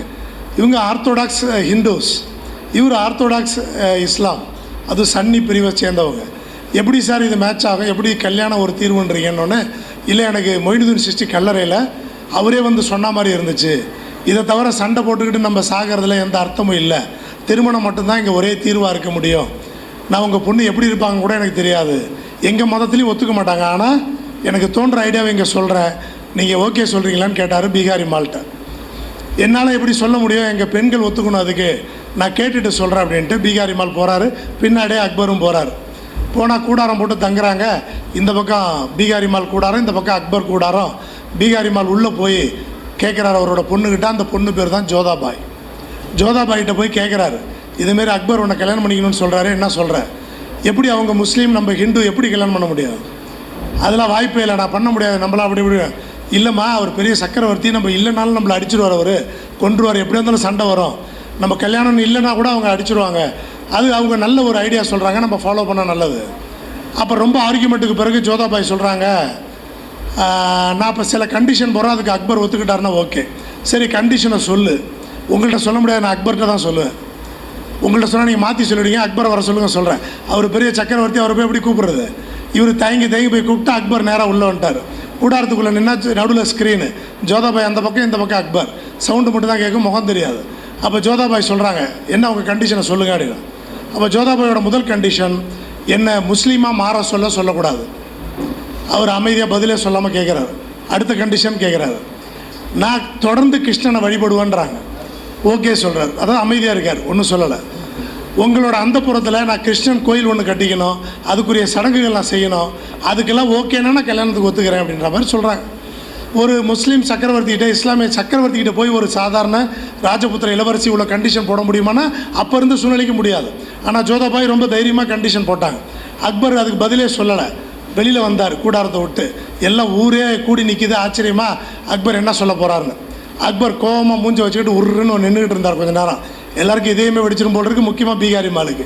இவர் கொஞ்ச நேரம் உருன்னு நின்னோடனே அவர், என் பொண்ணு ஏதோ தப்பாக சொல்லிட்டா போல இருக்கு, நான் போய் கண்டிக்கிறேங்கிற மாதிரி உள்ளே போகிறார். பீகாரி மால் வேணாம் நில்லுங்கன்னு சொல்லிட்டு, இன்ஷா அல்லா உங்களது பெண் ஜோதாபாய் போட்ட ஒவ்வொரு கண்டிஷனும் வார்த்தைக்கு வார்த்தை அப்படியே கடைபிடிக்கப்படுங்கிறார். அப்படியே அப்படின்னா என்ன அர்த்தம், அவங்க இஸ்லாமிய அரண்மனையில் கிருஷ்ணர் கோயில் கட்டிக்கலாம், கிருஷ்ணனை கும்பிடலாம், கிருஷ்ணனை பாடலாம், என்ன வேணால் செய்யலாம், என்ன வேணால் எல்லாம் கடைபிடிக்கப்படுன்ட்டார். ஊருக்கே ஆச்சரியம், ராஜபுத்திர இளவரசர்கள் எல்லாருக்கும் ஆச்சரியம், ஹிந்து மன்னர்கள் எல்லாருக்கும் ஆச்சரியம். இதெல்லாம் நடந்தது, கதை இல்லை, எல்லாருக்கும் ஆச்சரியம். ஹிஸ்டாரிக்கல் புராணத்தில் சொன்னால் கூட கதைன்னு சொல்ல, இது ஹிஸ்ட்ரி. அங்கெல்லாம் டேட் வைஸ் எழுதி வச்சுருக்காங்க. சரின்னு எல்லாம் ஒத்துக்கிட்டதுனால சந்தோஷமாக கல்யாணம் நடக்குது. ஜோதாபாயை கூப்பிட்டு அரண்மனைக்கு போகிறாரு. அரண்மனையில் இருந்த யாருக்குமே ஒரு ஹிந்து பெண்மணி இஸ்லாமிய அரண்மனையில் வர்றது பிடிக்கல, அந்த பெண்மணிகளுக்கெல்லாம். அதனால் டார்ச்சர் பண்ணுறாங்க யாரோ ஜோதாபாயை. அரசவை கூடுது. அடுத்த நாள் அரசவை கூடின உடனே பெரிய பெரிய முஸ்லீம் துறவிகள்லாம் பெரிய குருமார்கள்லாம் என்ன சொல்கிறாங்கன்னா, உங்களுக்கு இந்த நாடுகளை இணைக்கிறதுக்கு இதை விட கேவலமான ஒரு ஐடியா உங்களுக்கு கிடைக்கலையான்னு கேட்குறாங்க. யாருக்கிட்ட? அக்பர்கிட்ட. சக்கரவர்த்தி மேலே உட்காந்துருக்காரு. ஆக்ரா ஃபோர்ட்டில் நடக்குது, திவானி ஆம்லாம் நடக்குது. அப்போ கேட்குறாங்க, உங்களுக்கு இதை விட கேவலமான ஐடியா கிடைக்கலான்னு கேட்குறாங்க. அப்போ அக்பர் ஒன்றுமே பதில் சொல்ல அமைதியாக கேட்டுக்கிட்டே இருக்கார். தொடர்ந்து எல்லாம் திட்டுறாங்க அக்பரை. உங்களை நாடு சேர்க்கறதுக்கோ நட்புறவை மேற்கொள்வதுக்கோ திருமணத்தை விட்டால் வேறு ஐடியா கிடைக்கலையா உங்களுக்கு? நம்ம மதத்தை நீங்கள் கேவலப்படுத்துறீங்க, அப்படி படுத்துறீங்க, இப்படி படுத்துறீங்கன்னு கண்ணாபெல்லாம் திட்டிக்கிட்டே இருக்காங்க. எல்லாம் திட்டிக்கிட்டே இருக்கும்போது இவர் அமைதியாக உட்காந்து கேட்டுக்கிட்டே இருக்காரு. அங்கேருந்து காற்றுல ஒரு பாட்டு வருது. என்ன பாட்டு காதில் வந்து உழுதுனா எல்லாருக்கும்? கிருஷ்ணன் பாட்டு ஒன்று. என்னென்னா அந்த புறத்தில் ஜோதாபாய் கிருஷ்ணன் பாட்டு பாடிக்கிட்டு இருக்கான். காற்றுல வருது. இவன் திட்டிக்கிட்டு இருக்கான். அக்பர் அப்படியே சைலண்ட்டாக எந்திரிச்சார். அந்த பாட்டு வந்து திசையை நோக்கி அப்படியே நடப்பார். எல்லாம் அக்பரே பார்ப்பாங்க. அவர் ஒரு பதிலும் சொல்ல மாட்டார், அப்படியே போயிடுவார். அவை கலைந்ததுன்னு காவலாளி சொல்லிவிடுவான். இதோட அர்த்தம் என்ன? நீ என்ன வேணால் கத்திட்டு போய், எனக்கு பிடிச்ச பொண்ணு ஜோதாபாய் தான். அவள் ஹிந்துவாக இருந்தான்னா, எந்த மதமாக இருந்தான்னா, நான் அவளை தான் கட்டியிருக்கேன், தொடர்ந்து அவளோட தான் வாழ போகிறேன் அப்படிங்கிற ஒரு ஸ்ட்ராங் இன்ஃபர்மேஷன் அரசவை கொடுத்துட்டு போயிட்டார். அக்பருக்கு முன்னாடி 300-400 ஆண்டுகளாக எவ்வளோ இளவரசர்கள் ராஜாக்கள் இங்கே இருந்தாலும் இந்துக்களுக்கும் முஸ்லீம்களுக்கு நடுவில் ஒரு நல்ல உறவு இல்லை. முதல்ல இந்த இந்து முஸ்லீம் நல்ல உறவு ஜோதாபாய் திருமணத்தை தான் தொடங்குச்சு. அந்த ஜோதாபாய் படம் கூட வந்திருக்கு ஹிந்தியில். ஆனால் இதுதான் முதல் லவ்னு அக்பருக்கு கிடையாது. அதுக்கப்புறம் பல இந்து பெண்மணிகளை அவர் கட்டிக்கிட்டாரு. ஆனால் எது எப்படியோ இந்துக்களுக்கும் முஸ்லீம்களுக்குமே திருமணம் நடந்திருக்குன்னா அது எப்போ? 1500 நான் சொல்கிறேன். அக்பர் ஆட்சிக்கு வந்தது 1556. அப்போ சொல்கிறேன். அப்போ இப்போலாம் அதை விட பல மடங்கு நம்ம முன்னேறி இருக்கணும். அப்படி முன்னேறக்கூடிய ஒரு முயற்சி தான் இதுமாரி மத நல்லிணக்க நிகழ்வுகள். அப்போ அக்பர் செஞ்ச மாதிரி இப்போ மத கலப்பு திருமணங்கள்லாம் செய்ய முடியுமானா இப்போ கூட டஃப்பாக இருக்குது. ஆனால் அக்பரே அதுக்கு முன்னோடியாக இருந்தார். அந்த வகையில் திருமணங்கள் நடக்குதோ இல்லையோ, நம்ம திருமணங்கள் நடந்து ஆண் பெண் கலப்பு நடக்குதோ இல்லையோ, நம்ம எல்லாரும் மனசும் ஒன்றோட ஒன்று கலந்துக்கிட்டாலே மத நல்லிணக்கம் இந்த பூமியில் துறக்குன்ற அடிப்படையில் இந்த நிகழ்ச்சியை கூட்டின அதோட மட்டும் இல்லாமல் எல்லா மதத்தை சேர்ந்த பெரிய தலைவர்களையும் இங்கே கூப்பிட்டுருக்கோம்.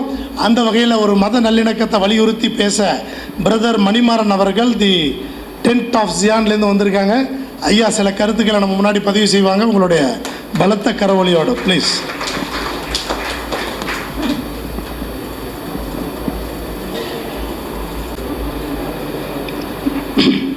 நம்ம என்ஆர்எஸ் அகாடமி சேர்மன் சொன்ன மாதிரி ஒரு தடவை நம்ம எல்லாரும் சேர்ந்து சொல்லுவோம், வெற்றி வணக்கம். சொல்லுங்களேன். சரி, ரைட். எல்லாரும் எல்லாத்தையுமே பேசிட்டு போயிட்டாங்க.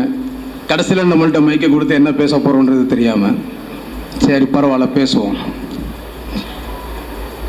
இன்னைக்கு போர் நடந்துகிட்டு இருக்கிறத பற்றி நம்முடைய சேர்மன் சொன்னார். இது நிறுத்தி இருக்கலாம் அப்படின்னு. ஆமாம், நிறுத்தி இருக்கலாம். குறள் 734 உருபசியும் ஓவா பணியும் செருவகையும் சேராதியல்வது நாடு அப்படின்னு சொல்லி நம்முடைய திருவள்ளுவர் சொன்னார். இன்னைக்கு இந்த உரு பசியும் ஓயாத பிணியும் இன்னைக்கு இந்த போர்னால உருவாகிட்டு இருக்கு. அப்படிதானே? எத்தனை பேர் பசியினால வாடுறாங்க, எத்தனை பேர் அடிபட்டு வியாதியோட கிடக்குறாங்க, இன்னும் நடக்க போகுதுன்றதுனால நமக்கு தெரியல. நம்முடைய தமிழ் புலவர், அதுவும் நம்முடைய பாட்டனார் திருவள்ளுவர் சொன்ன ஒரு காரியம். அதே மாதிரி தான் இந்த இஃப்தார் நிகழ்ச்சியிலும் பார்த்தீங்கன்னா எதுக்காக இந்த நோன்பு கடைபிடிக்கிறாங்க அப்படின்னா பசியினால இருக்கிற ஜனங்களுடைய உணர்வை அறிந்து கொள்வதற்காக கூட இருக்கலாம். அப்படிதானே? பசியினால ஒரு மனுஷன் எவ்வளவு வருத்தப்படுவான். பசி பத்தும் செய்யுமாங்க. அப்படிதானே? பசி ஒரு மனுஷனுக்கு வந்து என்ன நடக்காதுன்னே தெரியாது. அதுக்கு நிறைய விளம்பரம்லாம் இன்னைக்கு போடுவாங்க. ஃபியூஸ் எப்படி ஒரு சாக்லேட்டு காட்டு ஒரு ஃபியூஸ், இது பசி அடக்கும் அப்படிம்பாங்க. அதெல்லாம் சும்மா. ஆனால் பசின்னு வந்தால் அது ரொம்ப ஒரு கோரமான ஒரு காரியமாக ஆகிடும். அதனால தான் திருவள்ளுவர் நமக்கு அப்படிப்பட்ட ஒரு காரியத்தை சொல்ல இருக்கிறார். இன்றைக்கி இந்த ரோட்டரி கிளப்பும் சரி எல்லாமே இன்னைக்கு உலகம் முழுவதும் இருந்து இப்படிப்பட்டதான ஒரு சேவை பணியை செய்து கொண்டிருக்கிறாங்க. சேவை பணியை செய்து கொண்டிருக்கிறாங்க. இந்த இடத்துல என்னையை கூப்பிட்டதுக்காக நான் என்ன பண்ணுவேன்? நான் என்னுடைய தேவனாகிய கர்த்தருக்கு நான் நன்றி செலுத்துவேன். இந்த இடத்துல நம்மளை கூப்பிட்டுருக்காங்க பாருங்க. அது பார்த்தீங்கன்னா உங்களுக்கு முஸ்லீம்ல சொல்லப்படுகிறபடி தாவூத் நபி அப்படின்னு சொல்லுவாங்க. நம்ம கிறிஸ்டியன்ல தாவீது அப்படிம்பாங்க. தாவீது ராஜா, கிங் டேவிட். இவர் ஒரு காரியத்தை சொல்லியிருக்காரு. சங்கீதத்தில் 133வது சங்கீதம் அவர் எழுதினதுல முதல் வரி, இதோ சகோதரர்கள் ஒருமித்து வாசமாய் இருப்பது எத்தனை நன்மையும் எத்தனை இன்பமாய் இருக்கிறது. சகோதரர்கள் ஒருமித்து வாசம் பண்ணுவது. பாருங்க, நம்ம வெவ்வேறு மத நம்பிக்கை கொண்டவர்களாக இருக்கலாம், வெவ்வேறு ஜாதி இனங்களாக இருக்கலாம். ஆனாலும் இந்த இடத்துல நம்ம வேற்றுமையில் ஒற்றுமை, இதான் இந்தியா. வேற்றுமையில் ஒற்றுமை. இந்த இடத்துல நம்ம வெவ்வேறு நம்பிக்கை கொண்டவர்களாக இருந்தாலும் இந்த இடத்துல ஒரு நிகழ்ச்சியை சிறப்பிக்க கடவுள் நம்மளை இந்த இடத்துல ஒன்றிணைத்து இருக்கிறார். இந்த இடத்துல நன்மையும் ஆனந்தமும் எப்பொழுதுமே குடிக்கொள்ளுங்கிற நான் அதில் ஆழமாய் நம்புகிறேன். அதே போலதான் நானும் எப்பொழுதுமே என்னுடைய பேச்ச ஆரம்பித்தாலும் நான் சர்ச்சில் உள்ள ஒரு கர்த்தருடைய மனுஷன், நான் என்ன சொன்னாலும் ஒரு வார்த்தையை சொல்லிட்டு தான் நான் செய்வேன். என் சகோதரர் மத்தியில் கர்த்தருடைய நாமத்தை சொல்லுவேன். அவர் முதல் சொன்ன ஒரு வார்த்தை, மனம் திரும்புங்கள், பரலோக ராஜ்யம் சமீபமாய் இருக்கிறது என்று சொன்னார். இதான் இயேசு கிறிஸ்துவுடைய முதல் பிரசங்கம். அதனால நான் இப்போ இயேசு கிறிஸ்துவத்தை நம்ம அதிகமாக உங்கள்கிட்ட சொல்ல விரும்பல. உங்களுக்கு நிறைய காரியங்கள் தெரிந்திருக்கும். இருந்தாலும் இயேசு கிறிஸ்துவானவர் ஒரு சம்பவத்தில் அவர் கலந்து கொள்ளுகிறார். ஒரு திருமண காரியம், நான் ரொம்ப நேரம் பேசல, ஷார்ட்டா முடிச்சிடுறேன். ஒரு திருமணத்தில் கலந்து கொள்ளுகிறார். அந்த ஊர் கானா ஊர் அப்படின்னு சொல்லப்படுகிற ஒரு ஊர். அந்த கானா ஊர்ன்ற அதில் திருமணத்தில் இயேசு கலந்து கொள்ளுகிறார். எப்படி கலந்துனாங்கன்னா, நான் உங்களுக்கு ஒரு 3 பூக்களை சொல்லுகிறேன். 3 பூக்கள். முதலில் இயேசுவை அழைத்திருந்தார்கள். இயேசுவை அழைத்திருந்தார்கள், அவருடைய சீசர்களையும் அழைத்திருந்தார்கள். அதே மாதிரி இந்த இடத்துல பெருந்தலைவர்களையும் அவருடைய சிஷ்ய பிள்ளைகள் மாதிரி இன்னைக்கு இருக்கிறவங்க எல்லாத்தையும் இந்த இடத்துல அழைத்திருக்கிறார்கள். அப்ப அந்த இடத்துல அழைப்புன்றது ரொம்ப முக்கியம். அந்த பூ, முதல் பூ அழைப்பு. ஒரு மனிதனை மதித்து அழைப்பது.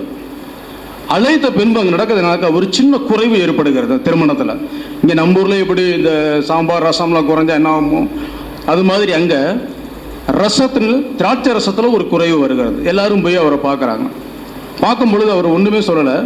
அந்த 6 கற்சாடிகளையும் தண்ணி தீர்ந்த உடனே, திராட்சை ரசம் தீர்ந்த உடனே தண்ணி நான் நிரப்புங்க, எடுத்து உபசரிங்க. இது 2வது பூ, உபசரிப்பு.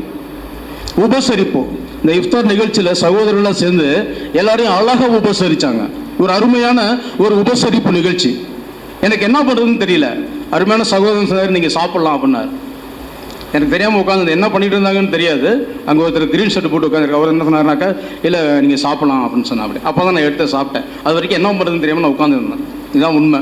அப்போ பார்த்தீங்கன்னா உபசரிப்பு, இது 2வது பூ. இந்த உபசரிப்புனால ஏற்படுகிறது அந்த மகிழ்ச்சி, அது ஒரு பூ. அது என்ன பூனா, களிப்பு. அப்போ அழைப்பு, அழைத்தவர்களை உபசரிப்பு, இதனால் உண்டாகிறதான களிப்பு. இதை பார்க்கும்பொழுது மற்றவர்களுக்கு ஒரு பெரிய பிரமிப்பு. இது எப்படி நடக்குது இந்த காரியங்கள்லாம் அப்படின்னு. இதுதான் இயேசுவானவர் செய்கிறதான ஒரு அதிசயம், முதல் அதிசயம், அவர் செய்த அதிசயம். பைபிளில் இயேசு கிறிஸ்துன்னு சொல்லப்பட்டிருக்கிறது. நம்ம குர்ஆன்ல ஈசா நபி என்று சொல்லப்பட்டிருக்கிறது. இந்துக்கள் வேதத்தில் அவரை குறித்து பிரஜாபதி என்று சொல்லப்பட்டிருக்கிறது. இவர் தான் அந்த மெய்யான தேவன். இந்த 3 பூக்கள், அந்த பூக்கள் இந்த இடத்துல நடந்துச்சு. முதல்ல அழைப்பு, வந்தவங்களை உபசரித்தார்கள். நல்ல அருமையான ஒரு ஃப்ரூட்ஸ், அப்படி தானே. பேரிச்சம்பழம்லாம் ரொம்ப சூப்பராக இருந்துச்சு. நான் ஃபஸ்ட்டு அதான் சாப்பிட்டேன். அடுத்து எல்லாம் சாப்பிட்டோம். சாப்பிட்டு இப்போ எல்லாரும் உட்காந்து என்ன பண்ணுறோம், எல்லாருடைய மனதில் உள்ள நல்ல கருத்துக்கள் நம்ம என்ன பண்ணுறோம், கேட்கிறோம். இதனால் உண்டான ஒரு களிப்பு. ஏன்னா நம்ம சாப்பிட்றதுக்கு முன்னாடி ஒருவர் என்ன பண்ணாருன்னா, ஆண்டவர்கிட்ட வேண்டும் பொழுது, கடவுள்கிட்ட வேண்டும் பொழுது நல்ல எண்ணங்கள் உருவாகணும், நல்ல காரியங்கள் உருவாகணும். அவர் தான் நினைக்கிறேன். அவர் என்ன பண்ணார், ஒரு ஜெபிச்சார். அது ஒரு நல்ல ஒரு காரியம். அது நல்ல கருத்துக்களை பரிமாறுகிறோம். இந்த இடத்துல நான் சொல்ல வேண்டிய அவசியம் என்னவென்றால், இயேசுவை பற்றி சொல்ல வேண்டிய அவசியம் என்னவென்றால், இது ஒரு ரோட்டரி கிளப் மாத்திரம் கிடையாது. இது ஒரு NRS IAS அகாடமி. அவருடைய சேர்மன் அருமையான விஜயலன் சார் இங்கே இருக்கார். தண்ணீர் என்பது மாணவர்கள், தண்ணீர் என்பது மாணவர்கள். அந்த மாணவர்களை திராட்சரசமாக மாற்றுவது இந்த NRS IAS அகாடமி. கொஞ்சம் கரந்து தட்டுங்களேன். சொல்றது புரியலன்னா திரும்ப சொல்லுவேன், திரும்ப நீங்க கேட்கலன்னா திரும்பவும் சொல்லுவேன். இந்த இடத்துல வருகிற மாணவர்களை ஒரு கலெக்டராக, ஒரு பேங்க் ஆஃபீஸராக, அல்லது இந்த இப்போ ஒருத்தர் பேசிட்டு போனார் அருமையான டாக்டர், அவர் மருத்துவத்துறைக்கு அமைச்சருக்கு சகல விதமான 100% பொருத்தம் அவருக்கு இருக்கு. அருமையாக பேசினார். அது மாதிரி பார்த்தீங்கன்னா மாணவ செல்வங்களை, தண்ணீர் போன்ற அந்த மாணவர்களை திராட்சரசமாக ஒரு IAS ஆஃபீஸராக, ஒரு IPS ஆஃபீஸராக, ஒரு பெரிய உயர்ந்த பதவி வகிக்கிற ஒரு மனிதனாக மாற்றுவதற்கான தகுதி அருமையான விஜயலன் சாருக்கும் இந்த NRS IAS அகாடமிக்கு இது உரித்தார்கள். கரங்களை தட்டுமா. கரங்களை மகிழ்ச்சியாக தட்டுங்க. 3 பூக்களை நினைச்சாவது தட்டுங்க. உங்களை அழைத்தாங்கள், உபசரித்தாங்கள், அருமையான வார்த்தையில் கொடுத்திருக்கிறோம். இன்னைக்கும் கர்த்தர் உங்களுக்கு அருமையான வார்த்தையை பேசியிருக்கிறார். 3 பூக்கள், இதை நீங்க வாழ்க்கையில மறக்கவே கூடாது. உங்களுடைய வீட்டிலேயே இருந்தாலும் சரி, உங்களுடைய எல்லா ஈவெண்ட்லையும், உங்களுடைய கல்யாண நிகழ்ச்சி, எந்த நிகழ்ச்சி வந்தவங்களை அன்போடு அழைங்க, அன்போடு உபசரிங்க. அவங்களுக்குள்ள ஒரு களிப்பு உண்டாகும் பாருங்க. பலவிதமான ஜாதி மதங்களை கடந்து இந்த ரோட்டரி கிளப், இந்த ரோட்டரி கிளப் என்ன பண்ணுது, செயல்பட்டு கொண்டே இருக்கிறது. இதுதான் திராட்சரசம். எல்லாருமே மனுஷங்க தான், ஆனா எல்லாருக்குமே சேவை செய்யறதுக்கு நேரம் இல்லை, எல்லாருக்கும் சேவை செய்யறதுக்கு மனசு சமயத்தில் இல்லை. அப்ப இந்த தண்ணீர் போன்ற அந்த மக்கள் அடைக்கும் இந்த அரசியல்வாதிகள்லாம் பேசும்போது அலைகடலான வந்திருக்கும் மக்களையும் வாங்க. பைபிளில் சொல்லப்பட்டிருக்கும் சமுத்திரம் என்றால் மக்கள். சமுத்திரம் ஜலத்தினால் நிறைந்திருப்பது போல இந்த தேசமும் கர்த்தரை அறிகிற அறிவினால் நிறைந்திருக்கும். அதே போல கிறிஸ்துவின் அன்பு எப்படியோ அதே போல மாணவ செல்வங்கள் தண்ணீர் போல இருந்தாலும் அவர்களை தித்திக்க பண்ணுகிற ஞானத்தை உருவாக்குகிற இடம் இந்த NRS அகாடமி. அது பார்த்தீங்கன்னா தித்திப்பான திராட்சரசம் எங்க வச்சிருப்பாங்கன்னா சாதாரண இடத்துல வச்சிருக்க மாட்டாங்க, அருமையான ஷோகேஸில் வச்சிருப்பாங்க. அது ரேட்டே வேற. சாதன தண்ணி இது உயிருக்கு உள்ளதுதான், நீர் என்று அமையாத உலகுன்னு சொல்லி நம்ம வள்ளுவ பெருந்தகை சொல்லியிருக்காரு. ஆனாலும் இந்த நீர் எல்லா இடத்துலையும் கிடைக்கும், திராட்சரசம் எல்லா இடத்துலையும் கிடைக்காது. அது இருக்க வேண்டிய இடத்துல தான் அது இருக்கும். அதே போலதான் அநேக அதிகாரிகள் இருந்தாலும் உயர் அதிகாரிகளை உருவாக்குகிற இடம் இந்த இடம். அதனால எல்லோரும் ஒரு விஷய கரங்களை கொட்டி அருமையான எங்களை அழைத்த அருமையான ஐயாவுக்கும் வந்திருக்கிற சௌட பெருமக்களுக்கும் வந்திருக்கிற உங்களுக்கும் நன்றி கூடி விடைபெறுகிறேன். கர்த்தர் உங்களை அளவில்லாமல் ஆசீர்வதிப்பாராக. இயேசு கிறிஸ்து சீக்கிரம் வரப்போகிறார். மேடம், அவங்களும் இன்னொருத்தவங்க இன்னைக்கு ஒரே யூனிஃபார்மில் வந்திருக்காங்க, என்னன்னு தெரில. அதனால் நீங்களும் மேலே வந்து ஜாயின் பண்ணிக்குமாறு அன்போடு கேட்டுக்கிறேன். நீங்கள் எல்லாமே அந்த 10th of ஜியானா அதோட யூனிஃபார்மா? இப்போ கிட்டப்போ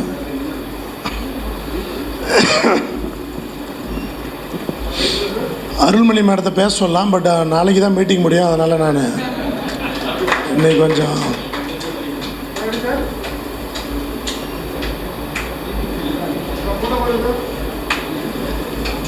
கஞ்சிலாம் ஹெவியாக குடிச்சாச்சு, கொஞ்சம் செரிச்சாதான் மட்டன் பிரியாணி.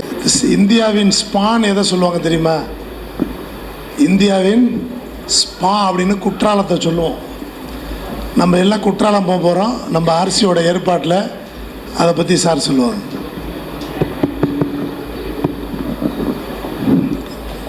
அனைவருக்கும் இனிய மாலை வணக்கம்.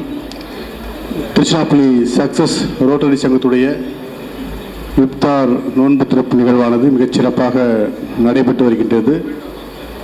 இந்த நிகழ்வுடைய இப்தார் கமிட்டியுடைய நிர்வாகிகள் அனைவருக்கும் வாழ்த்துக்களையும் பாராட்டுகளையும் தெரிவித்துக் கொள்கின்றோம்.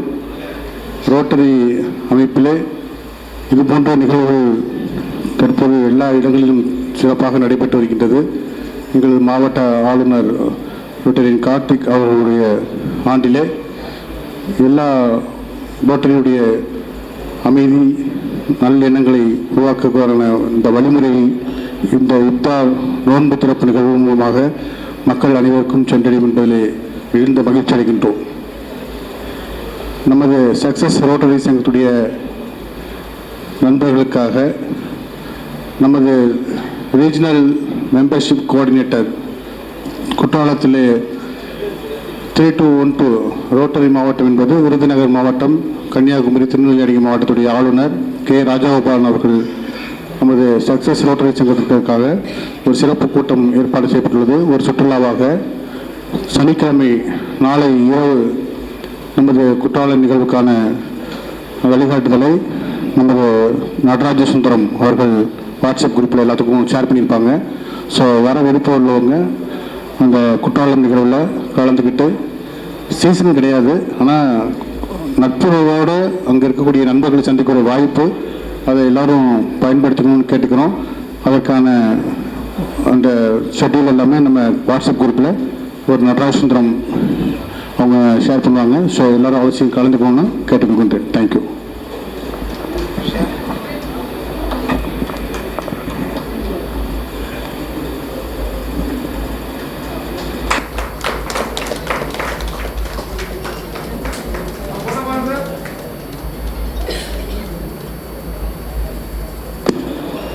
ப்ராஜெக்ட் சேர்மன் சபீர் கான் சில வார்த்தைகள்.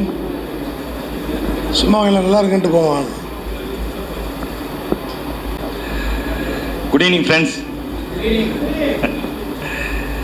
ரொம்ப ரொம்ப சந்தோஷமாக இருக்குது. எங்கள் இஃப்தார் கமிட்டி அழைப்பை ஏற்று இஃப்தார்லேயும் கலந்து நீங்கள் இந்த மீட்டிங்லேயும் கலந்து வர இருக்கும் ஃபீஸ்ட்லேயும் நீங்கள் எல்லாம் இருந்து நல்ல மாதிரியாக அதாவது ஃபீஸ்ட்டு இருந்து அதுக்கப்புறம் உங்களோட வாழ்த்துக்களோட இந்த இது வந்து எங்களுக்கு ரொம்ப உங்களோட எல்லாரோட வருகையும் எங்களை ரொம்ப மனம் குளிர வச்சிருச்சு. ரொம்ப நல்லா எங்களுக்கு ரொம்ப சந்தோஷமாக இருக்குது. இந்த இதுக்கு வந்து உழைச்ச இஃப்தார் கமிட்டி மெம்பர்ஸ் எங்களோட secretary Ahamadullah sir, Tauseef sir, Sait sir, Siddique sir, இன்னும் நிறையா ஏகப்பட்ட பேர் வந்து இதுக்கு ரொம்ப மெனக்கிட்டு உழைச்சிருக்காங்க. ரொம்ப ரொம்ப தேங்க்ஸு. என்னோடய மனமார்ந்த நன்றிகள் அவங்க எல்லாத்துக்கும். அதே மாதிரி இந்த இதை நடத்துறதுக்கு ஒப்புதல், இஃப்தார் நிகழ்ச்சியை நடத்துறதுக்கு ஒப்புதல் கொடுத்த அவர் ஹானரபுள் பிரசிடென்ட் விஜயலன் சாருக்கும், செக்ரட்டரி கார்த்திகேயன் சாருக்கும், ட்ரெஷரர் தௌசீப் சாருக்கும் எங்கள் மனமார்ந்த இஃப்தார் கமிட்டி சார்பாக எங்கள் மனமார்ந்த நன்றிகளை சொல்லிக்கிறோம். அதே மாதிரி காஜாபாய் ரொம்ப ரொம்ப ஹெல்ப் பண்ணார். JPR sir, Logu sir, doctor Alagappan sir, Loganathan sir எல்லாமே ரொம்ப, அதாவது விக்னேஷ் சார் இப்போ கூட மேலே அரேஞ்ச் பண்ணிட்டு தான் வந்திருக்காரு. ஜேபிஆர் சார்லாம் எங்களுக்கு நிறையா இப்படி பண்ணுங்க அப்படின்னு நிறைய டிப்ஸ் எல்லாம் கொடுத்தாரு. ரொம்ப ரொம்ப தேங்க்ஸ் சார். ரொம்ப நீங்கள் வந்து எல்லாம் சிறப்பித்து கொடுத்ததுக்கு ரொம்ப ரொம்ப ரொம்ப மனமார்ந்த நன்றிகள் sir. Thank you very much sir.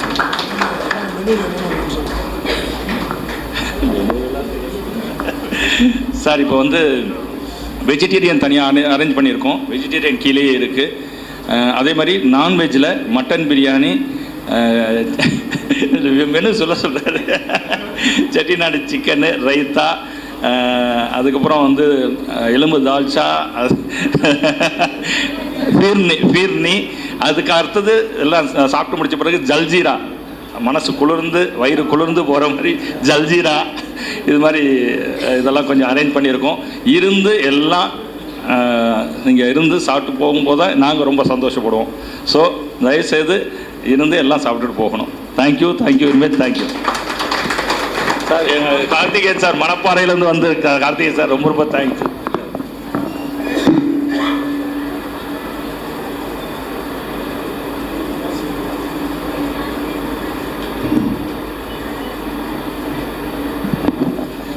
முத்தாய்ப்பாக வந்து நம்மளுடைய ப்ரொஃபஸர் ஹஜ் மொய்தீன் பேச போகிறாங்க. அதுக்கு முன்னாடி ஸ்பான்சர் பண்ணவங்களுக்கு மட்டும் ஒரு சின்ன ஆர்டர். அது முடித்தாதான் சாப்பாடு செரிக்கும், செரிச்சாதான் மட்டன் பிரியாணி உள்ளே இறங்கும். ஜேபிஆர் சார் இப்போயே செரிக்கிறதுக்காக இங்கேயும் நடந்துக்கிட்டே இருக்கார். நடந்தது போதும் வந்து உட்காரு. ஏசி கார்த்திகேயன் வாங்க, ஃப்ரண்ட்டில் வாங்க. செரிச்சிச்சு சாப்பாடு, அந்த கஞ்சியை சரி. ஸ்பான்சர் இருந்தால் மேலே வாங்க சார். பிரதர் மேலே இருங்க, என்ன முடிய போகுது மேலே. Okay Tauseef sir, professor sir please நீங்கள் கொடுங்க. சபீர் சார் மேலே இருங்க.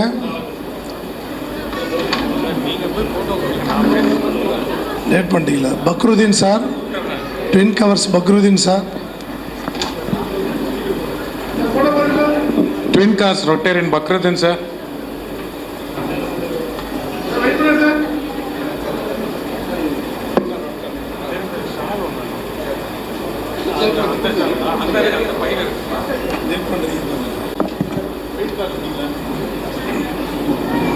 அவருக்கு ட்வின் கார்ஸ் எல்லாம் வந்து சொன்ன உடனே நான் என்ன செய்யணும் அவ்வளோதான், அந்த ஒரு வார்த்தை தான் கேட்டார். Thank you. Rotarian G Abdul Kareem auditor. Rotarian S Siddique. Rotarian Noor Mohammed.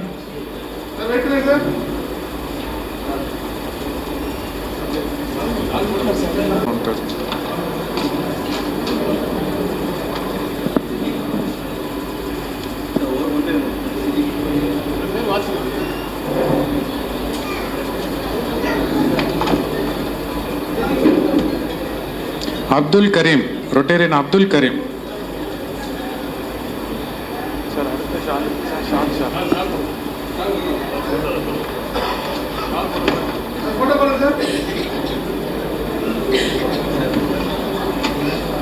Rotarian Noor Mohammed.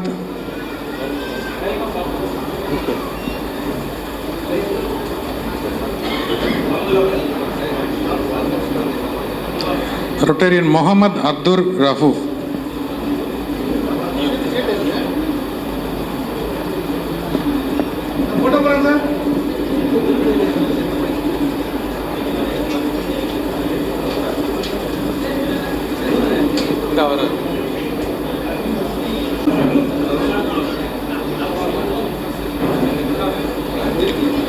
Rotarian Mohammed Abdur.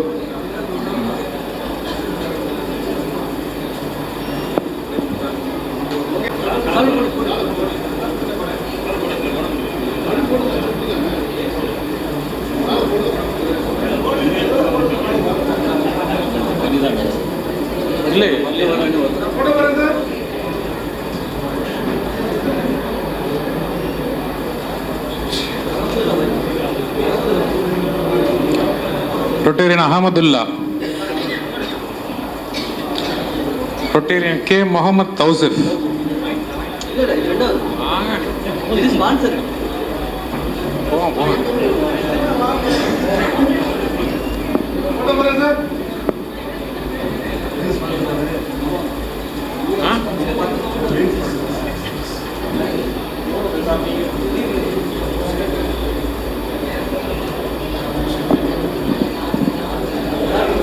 Charter President Rotarian R. Vijayalan sir.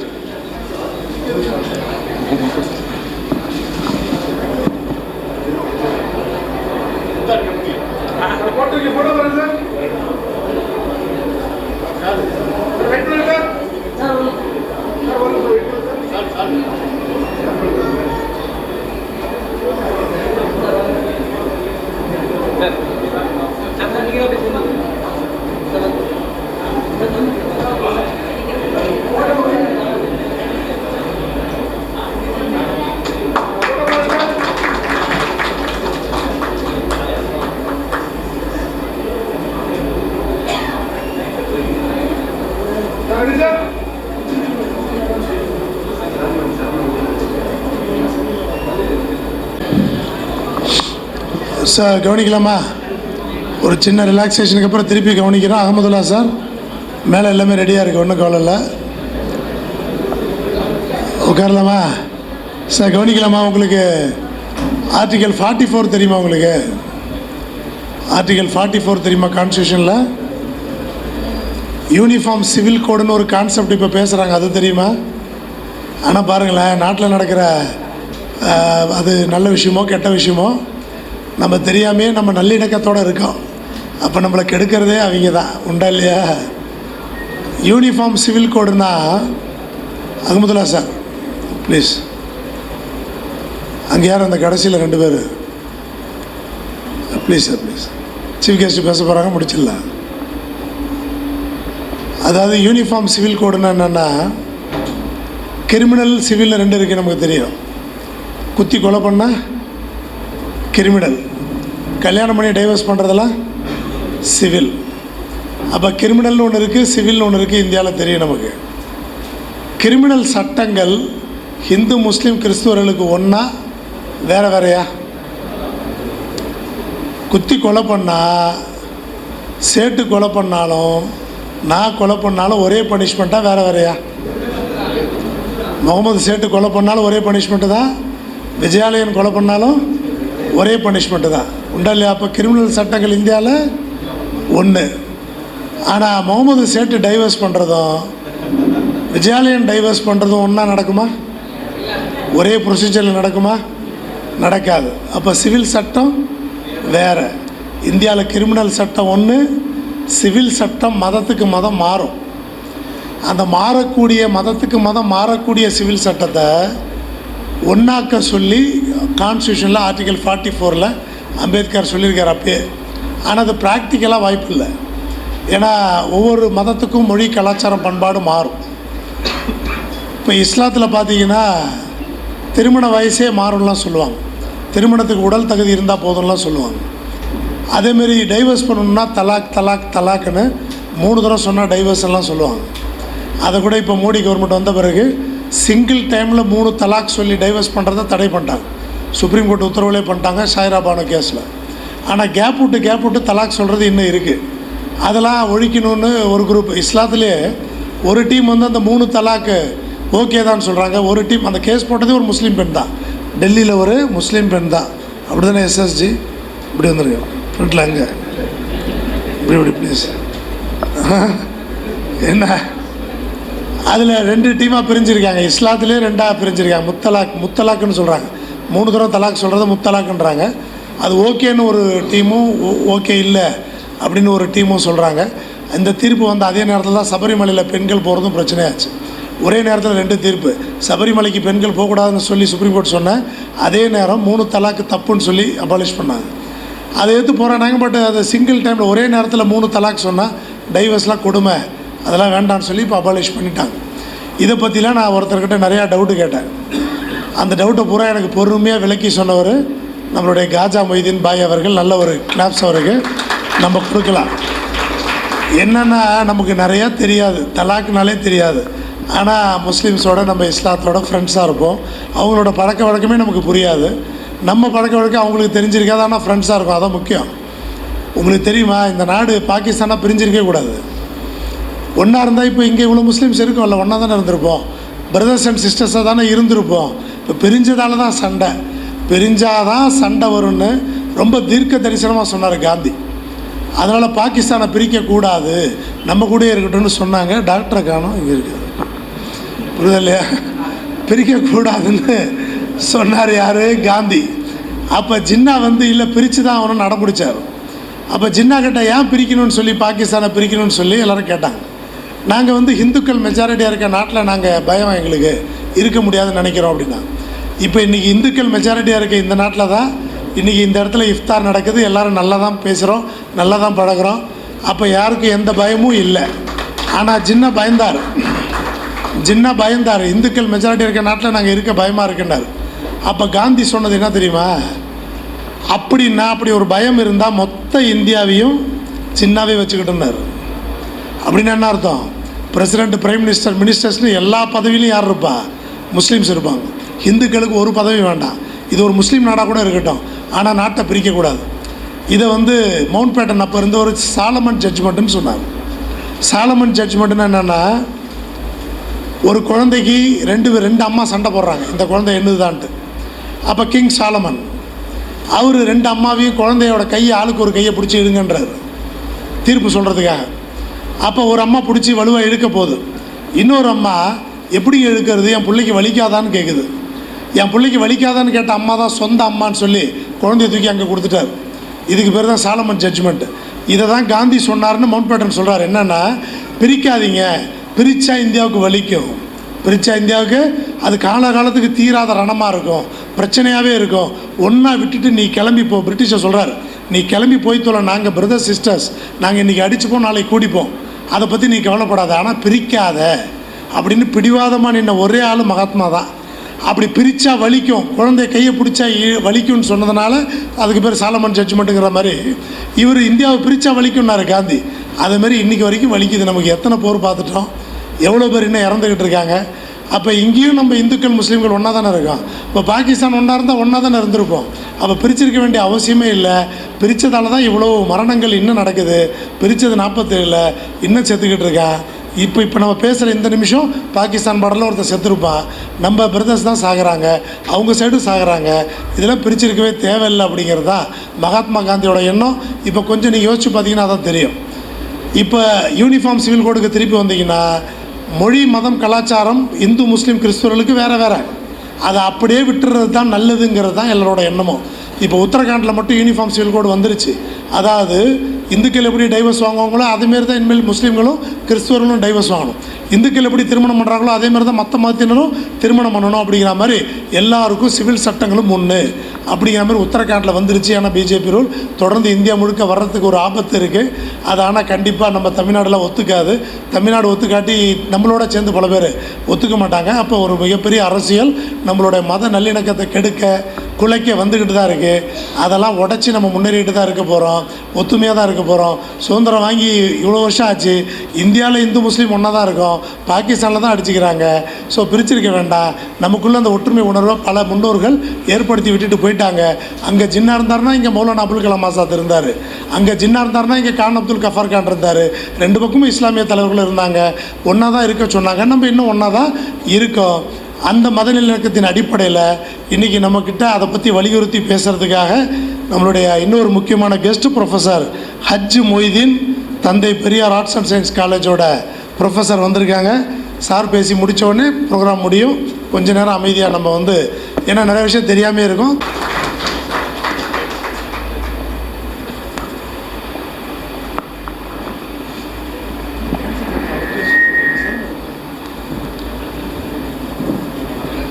அளவிலா கருணையும் இணையிலா கிருபையும் உடைய ஏக இறைவனின் திருப்பெயரால் ஆரம்பம் செய்கின்றேன். அவருடைய அன்பும் அருளும் சாந்தியும் சமாதானமும் இங்கே அமர்ந்திருக்கக்கூடிய நம் அனைவரின் மீது வென்றென்றும் உண்டாகட்டுமாக. கண்ணியத்திற்குரிய NRIS அகாடமியுடைய கல்வி குழுமத்துடைய தலைவர் சகோதரர் விஜயாலயன் சார் அவர்களே, இந்த இஃப்தார் நிகழ்ச்சியை சிறப்பாக ஒருங்கிணைத்து வழிநடத்தி கொண்டிருக்கக்கூடிய அகமது கான் சபீர் கான் சாப் அவர்களே, இந்த மேடையில் அமர்ந்திருக்கக்கூடிய காஜா மொய்தீன் சாப் அவர்களே, மற்ற இந்த ரோட்டரி கிளப் ஆஃப் திருச்சிராப்பள்ளியினுடைய செயலாளர் அவர்களே, பொருளாளர் அவர்களே, சகோதர சகோதரிகளே, இறைவனுடைய பெயர் அன்பும் பெரும் கருணையும் நம் அனைவருக்கும் உண்டாகட்டுமாக. பொதுவாக காலேஜில் கடைசி பீரியடு போய் ஆக்சுவலி அவுட் ஆஃப் தேங்க்ஸோட முடிச்சிட்டோம் நம்ம, அப்படி தானே? காலேஜ் கடைசி பீரியடு போய் தம்பி ரொம்ப நேரம் பேச மாட்டேன்டா, வெறும் 10 நிமிஷம் தான்டா அப்படின்னா அவன் சொல்லுவான் 10 நிமிஷம் பேசுவீங்களான்னுவான். அந்த மாதிரி தான் இப்போ 10 நிமிஷம் நமக்கு. ஸோ இந்த அழகான ஒரு நேரத்திலே உண்மையிலே வந்து ஒரு சமூக நல்லிணக்க நிகழ்ச்சியாக நடைபெற்று கொண்டிருக்கக்கூடிய இந்த இஃப்தார் நிகழ்ச்சியிலே ஜஸ்ட் லைக் தட் ஒரு சில விஷயங்கள் உங்களோடு இது ஷேர் பண்ணிவிட்டு இந்த நிகழ்ச்சியை வந்து முடித்து விடுகின்றோம். அன்பிற்கினிய சகோதர சகோதரிகளே, உண்மையிலே வந்து இந்தியாவினுடைய அடையாளம் என்பது இது போன்ற நிகழ்ச்சிகள் தான். நான் அடிக்கடி சொல்வது உண்டு, நீங்கள் மேடையை பாருங்கள், இந்தியாவை எங்கும் தேட வேண்டாம், இங்கே பாருங்கள், இதுதான் இந்தியா. சமூக நல்லிணக்கத்திற்கும் சகோதரத்துவத்திற்கும் பேர் பெற்ற நாடு என்பது இந்தியா தான். நான் இன்னும் அடிக்கடி நிறையா நிகழ்ச்சிகளில் சொல்வது உண்டு, வாருங்கள் அமரலாம், வாருங்கள் கலந்துரையாடலாம், வாருங்கள் ஒன்றாக உணவு இருந்தலாம் என்று கூப்பிட்ட உடனே நம்ம எல்லாம் வந்துட்டோம். இந்த வாய்ப்பு உலகத்தில் எங்கேயும் கிடையாது. நான் சொல்கிறேன், சவுதி அரேபியாவில் இது போல் அழைக்கலாமா, அழைத்து நிகழ்ச்சி நடத்துவதற்கு அனுமதி இருக்கிறதா என்ற அனுமதி இல்லை. இந்தியாவில் தான் இதுக்கு அனுமதி இருக்கின்றது. உண்மையிலே அத்தகைய சிறப்பான ஒரு நாடு, சிறப்பான ஒரு நாட்டிலே என்ன செய்து வாழ்ந்து கொண்டிருக்கின்ற சமூக நல்லிணக்கத்தோடு சகோதரத்துவம் பேணக்கூடிய ஒரு அழகான பூமியில், அதிலும் குறிப்பாக தமிழகம் என்பது இன்னும் ஸ்பெஷல். நாம் அடிக்கடி கேள்விப்பட்டிருப்போம், யாதும் ஊரே யாவரும் கேளீர், தீதும் நன்றும் பிறர் தரவாரா, ஒன்றே தேவன் ஒருவனை குடன், ஆழிய கருத்துகளுடைய சித்தாந்தங்களுடைய மண் வந்து தமிழகம். அது குறிப்பாக இன்னும் திருச்சியில் ஒரு அடையாளம் இருக்கின்றது. கவிஞர் நந்தலால் அவர்கள் வந்து திருச்சி பற்றிய வரலாறு எழுதும்போது ஒரு வார்த்தையை வந்து குறிப்பிடுகின்றார். அதில் திருச்சியினுடைய அடையாளம் என்ன தெரியுமா? இதுவரைக்கும் திருச்சியிலே மத சண்டைகளோ ஜாதி கலவரங்களோ நடந்ததே கிடையாது. அத்தகைய ஒரு சிறப்பான ஒரு நாட்டிலே, ஒரு மாநிலத்திலே, ஒரு மாநகரத்திலே நாம் வாழ்ந்து கொண்டிருக்கின்றோம். இறைவனுக்கு எவ்வளோ பெரிய நன்றி கடன் பட்டிருக்கின்றோம் பாருங்கள். இறைவனுடைய கருணையை பாருங்கள். உலகம் முழுவதும் ரத்தங்களாலும் சத்தங்களாலும் கதறி கொண்டிருக்கக்கூடிய நேரங்களிலே அமைதியாக அமர்ந்து நமக்குள்ளே கருத்து பரிமாற்றம் செய்யக்கூடிய ஒரு அழகான வாய்ப்போடு என்ன செய்து வாழ்ந்து கொண்டிருக்கிறோம் அல்லவா? இந்த அமைதி, இந்த நல்லிணக்கம் என்பது நம்மளுடைய அடுத்த தலைமுறைக்கும் தொடர வேண்டும்னு ஆசைப்படுகிறேன். நான் ஒரு 10 நாள் இருக்கும்னு நினைக்கிறேன், செய்தித்தாள்களில் வந்து ஒரு ஜஸ்ட் லைக் தட்டை பார்த்த ஒரு செய்தி. கேரளாவில் வந்து ஒரு நபர் வந்து இறந்து விட்டார், சந்திரன் சொல்லி நினைக்கிறேன் நேமு. அந்த அம்மையார் வந்து 16வது நினைவு நாள் கொண்டாடுவதற்காக வந்து எனது திட்டமிடுகின்றார்கள். அப்படி திட்டமிடும்போது ரமலான் வந்து விட்டது, ரம்ஜான் வந்துருச்சு. அப்போ ரமலான் வந்த உடனே அந்த அம்மா சொல்கிறாங்க, ரமலான் வந்துருச்சு, நம்மை சுற்றி இருக்கக்கூடிய இஸ்லாமிய சகோதரர் நோம்பில் நோற்று கொண்டிருப்பார்கள், 16வது நினைவு நாளை எப்படி நாம் கொண்டாடுவது? அப்போ சொன்னாங்க, டிஸ்கஸ் பண்ணாங்க அவங்க பக்கத்தில் எல்லாம் சேர்ந்து, நாமே இந்த இஃப்தாராக கொண்டாடக்கூடாது, இஃப்தாராக தன்னுடைய கணவனுடைய 16வது நினைவு நாளை எல்லா மக்களையும் அழைத்து இஃப்தாராக கொண்டாடிக்கிறார். இதுதான் இந்திய ஆக்ஷன். அப்போ அத்தகைய சமூக நல்லிணக்கத்தோடு ஒரு சகோதரத்தோடு என்ன செய்கிறோம், நாம் இங்கே வாழ்ந்து கொண்டிருக்கின்றோம். யூனிஃபார்மிட்டியை பற்றி சார் வந்து சொன்னார், போன மீட்டிங்கில் கூட சொன்னார். நமக்கு யூனிஃபார்மிட்டி தேவை கிடையாது, யூனிட்டி தான் தேவை. அப்படி தானே? யூனிஃபார்மிட்டி தேவையில்லை, யூனிட்டி தான் வேணும். பல்வேறு கலாச்சாரங்கள், பல்வேறு பண்பாடுகள், பல்வேறு மொழிகள், பல்வேறு நிறங்கள் எல்லோரும் இணைந்து ஒற்றுமையாக வாழக்கூடிய அம்சங்கள் தான் நமக்கு வந்து தேவையது. ஒருத்தன் குள்ளமாக இருக்கிற ஆளை நீ ஏன்டா குள்ளமாக இருக்கிறான் அடிக்கிறது எப்படி அநீதியோ, ஒருத்தன் கருப்பாக இருக்கிறான் நீ ஏன்டா கருப்பாக இருக்கிறன்னு சொல்லி அவன் அடிக்கிறது எப்படி அநீதியோ, அதுபோல் இந்த உணவை நீ உண்கிறாய் என்பதற்காக உன்னை எனக்கு பிடிக்கவில்லை என்பது சொல்வது கூட அநீதி தானே. மனித உரிமைக்கு மீறிய ஒரு செயல் தானே அது. அப்போ நமக்கு யூனிஃபார்மிட்டி தேவையில்லை, யூனிட்டி தான் வேணும். அதுதான் இந்த சகோதரத்துவத்துடைய சமய நல்லிணக்கத்துடைய முத்தாய்ப்பான விஷயம் அது. ஆக அன்பிற்கிய சகோதர சகோதரிகளே, உண்மையில் ஒரு சிறப்பான ஒரு நிகழ்ச்சியை வந்து இந்த சாப்டருடைய தலைவர் அவர்கள் வந்து முன்னெடுத்திருக்கின்றார்கள். அதுவும் குறிப்பாக வந்து வகுப்பறைகளில் தான் இந்தியாவின் எதிர்காலம் தீர்மானிக்கப்படுகிறது என்றார். அத்தகைய மாணவர்களை ஆளுமைகளாக, அதிகாரிகளாக, உயரத்தில் நற்பண்புகளோடு அவர் பேசும்போது வரக்கூடிய வார்த்தைகள் எல்லாம் பாருங்கள். நற்பண்புகளோடு உயரத்தில் அமர வைப்பது என்பது சமுதாயத்திற்கு செய்யக்கூடிய பெரிய ஒரு பங்களிப்பு. அந்த வேலையை அவர் வந்து செய்து கொண்டிருக்கின்றார். இந்த நேரத்தில் வந்து நோன்பை பற்றி ஒரு சில விஷயங்கள் சொல்லிவிட்டு நான் வந்து முடித்து விடுகின்றேன் 1-2 நிமிடங்களில். அவர் சொன்னார், ரமலான் என்பது ஒரு மாதத்தினுடைய பெயர். குரானிலே வந்து இறைவன் கூறுகிறான், ரமலான் மாதம் வந்தால், ரமலான் மாதத்தை நீங்கள் அடைந்தால் நீங்கள் நோன்பு நோற்றுக்கொள்ளுங்கள் அப்படின்னு சொல்லி. அப்போ உலகத்தில் இருக்கக்கூடிய எல்லா முஸ்லீமும் இந்த மாதத்தில் என்ன செய்கிறார், நோன்பு வைக்கிறார். என்ன டைமிங் அப்படின்னா, சூரியன் உதிப்பதற்கு முன்பு உணவு இருந்தனும், சூரியன் மறைந்ததற்கு பின்பு உணவை வந்து என்ன செய்யணும், சாப்பிடணும். இடைப்பட்ட நேரங்கள் 13 மணி நேரம் 14 மணி நேரத்தில் உண்ணாமல் பருகாமல் என்ன செய்யணும், இருக்கணும். இதுதான் நோன்புடைய இது விஷயம். அது எவ்வளவு கடினமான ஒரு விஷயம் அது. நிறைய பேர் கேட்பாங்க, சார் தண்ணி குடிக்க மாட்டீங்களா, எப்படி சார் அடிக்கிற வெயிலுக்கு தண்ணி குடிக்காமல் இருக்கிறீங்க? அப்படி என்ன உங்கள் இறைவன் வந்து ரொம்ப கடினமான பயிற்சியை வந்து உங்களுக்கு கொடுக்குறான். இரக்கமற்றவன் தானே அல்லாஹ்னு சொல்லும்போது இறைவன் கருணையான அல்லவா, எதற்கு இவ்வளோ கடுமையான பயிற்சி வந்து கொடுக்கப்படுகின்றது, எதற்காக இந்த நோன்பு வந்து கொண்டாடப்படுகின்றது, வைக்கிறார்கள் முஸ்லீம்கள் எல்லோரும் சொல்லி. அப்போ குரானில் வந்து இறைவன் வந்து சொல்கின்றான், இந்த நோன்பு எதற்காக உங்களுக்கு நாம் கடமையாக்கினோம் என்றால் நீங்கள் இறையச்சம் அடையக்கூடும் அப்படிங்கிறான் இறைவன்.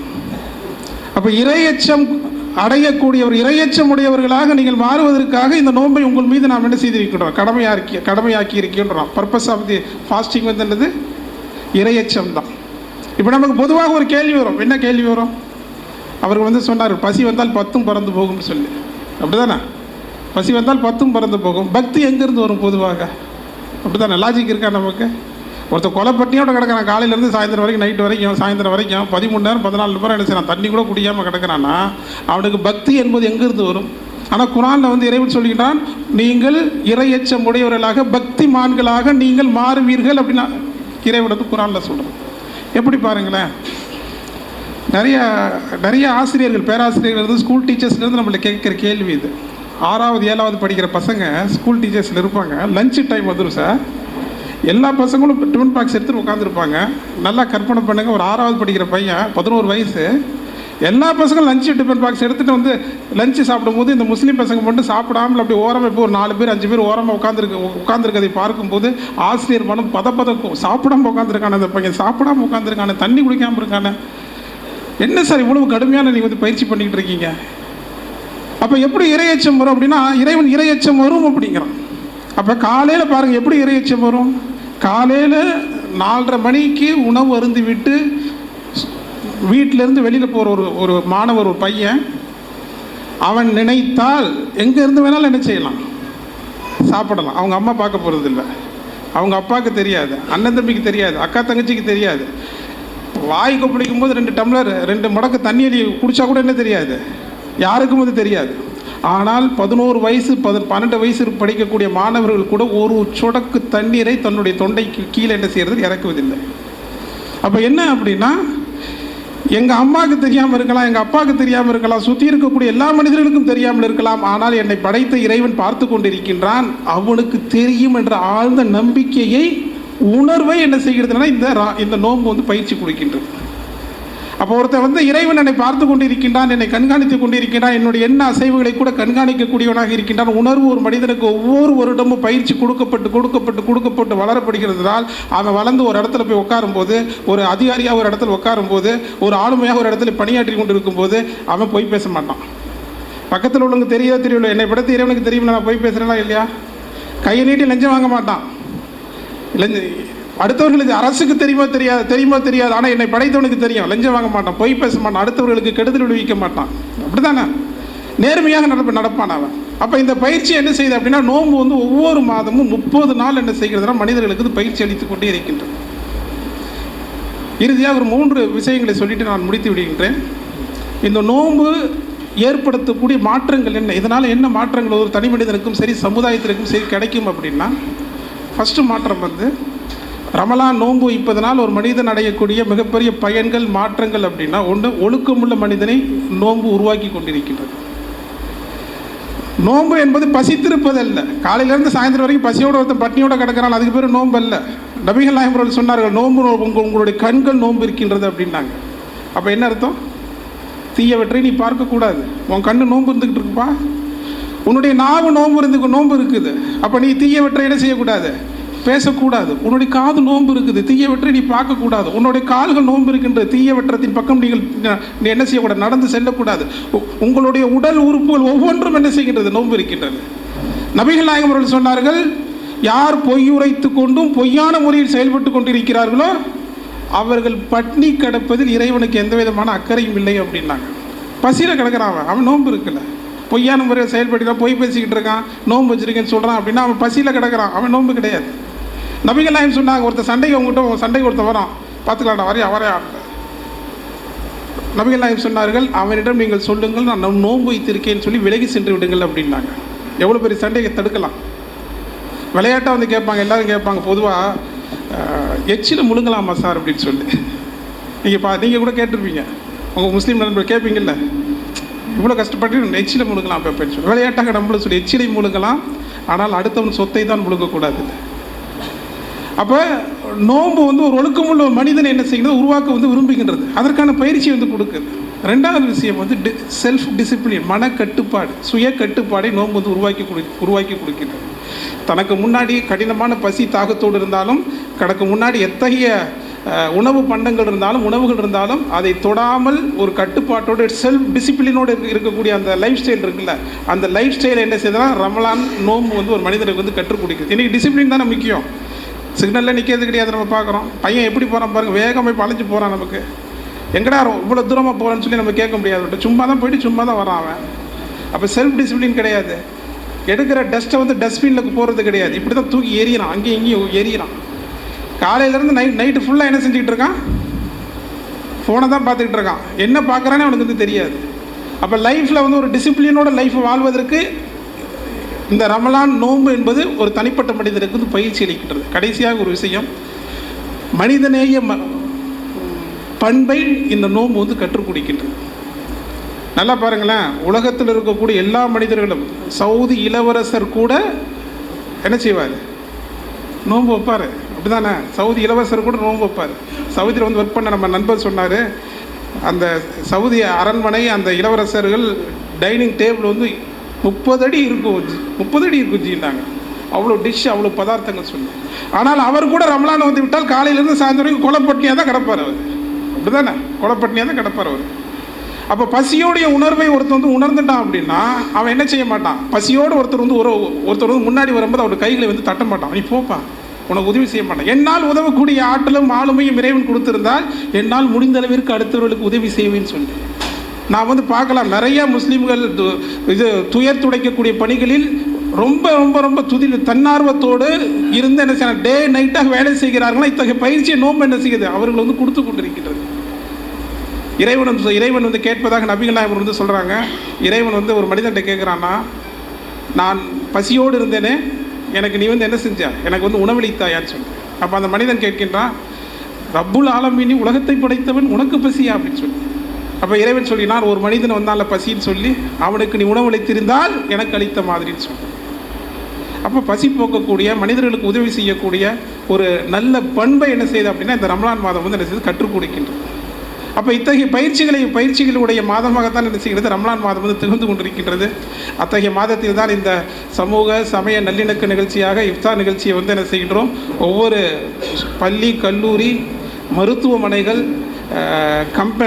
அலுவலகங்கள் என்று சொல்லி எல்லா இடங்களிலும் இது போன்ற சமூக சமய நல்லிணக்க நிகழ்ச்சியாக என்ன செய்து தொடர்ந்து நடைபெற்று கொண்டிருக்கின்றது.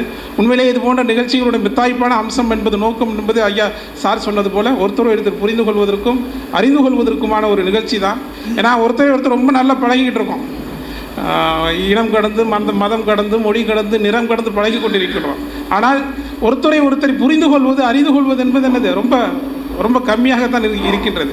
ஆனால் இது போன்ற நிகழ்ச்சிகளில் என்ன செய்யலாம், துணிந்து ஒருத்தர் வந்து பேசலாம், டிஸ்கஸ் பண்ணலாம், உங்களுடைய வழிபாடுகளை வந்து தெரிந்து கொள்ளலாம்.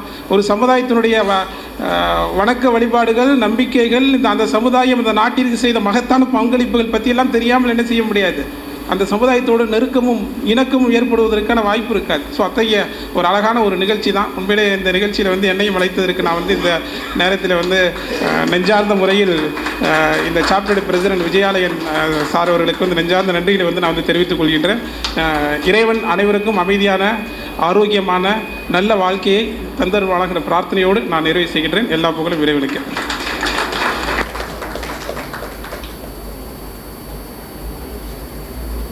இன்னும் சில ஸ்பான்சர்ஸை மட்டும் ஹானர் பண்ண வேண்டியிருக்கு. பண்ணி முடிச்சோன்னா நம்ம மட்டன் பிரியாணி சாப்பிட போயிடலாம். செரிச்சிச்சா? கஞ்சி செரிச்சிச்சா? நம்ம அவதாரங்களில் 10வது அவதாரம் இது.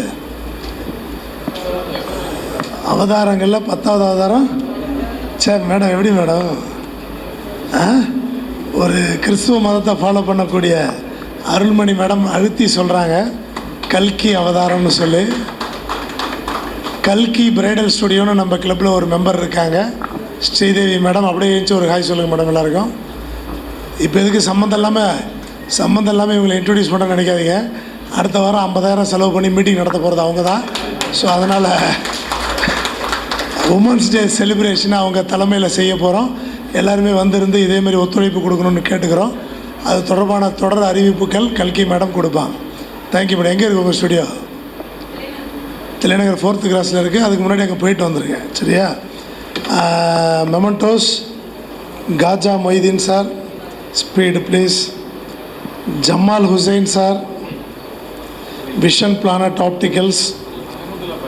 ஏஆர் ஹக்கீம் பாஷா, வலிமா பிரியாணி. இவங்க பிரியாணி தானே இன்றைக்கி? Mutton biryani super. வலிமா பிரியாணி வாங்க sir. Rotarian A Mohamed Mubarak, crescent Hajji service. இதெல்லாம் திருப்பி எனக்கு வருது. எனக்கும் செக்ரட்டரிக்கும் மொமெண்டோ வேண்டாம்.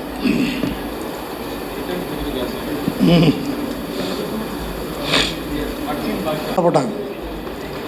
என்ன சண்டை அப்படின்னா, போன வாரம் நான் பேசும்போது இந்த ரம்ஜான் பற்றி சொல்லும்போது ஜீசஸை வந்து தூதர்னு சொல்லிட்டேன், கடவுள்னு சொல்லாமல். அதனால் அவங்க ரொம்ப கோவப்பட்டாங்க.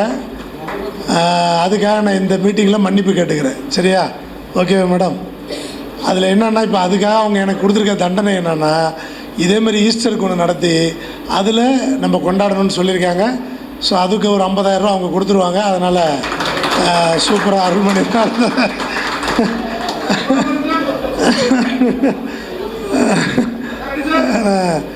சபீர் டீம் வந்து இன்றைக்கி 50,000 ரூபாய்க்கு மேலே செலவு பண்ணியிருக்காங்க. அதேமாரி ஒவ்வொரு வாரமும் செலவு செய்தால் நமது சங்கம் எங்கோ சென்றுவிடும் என்று மகிழ்வுடன்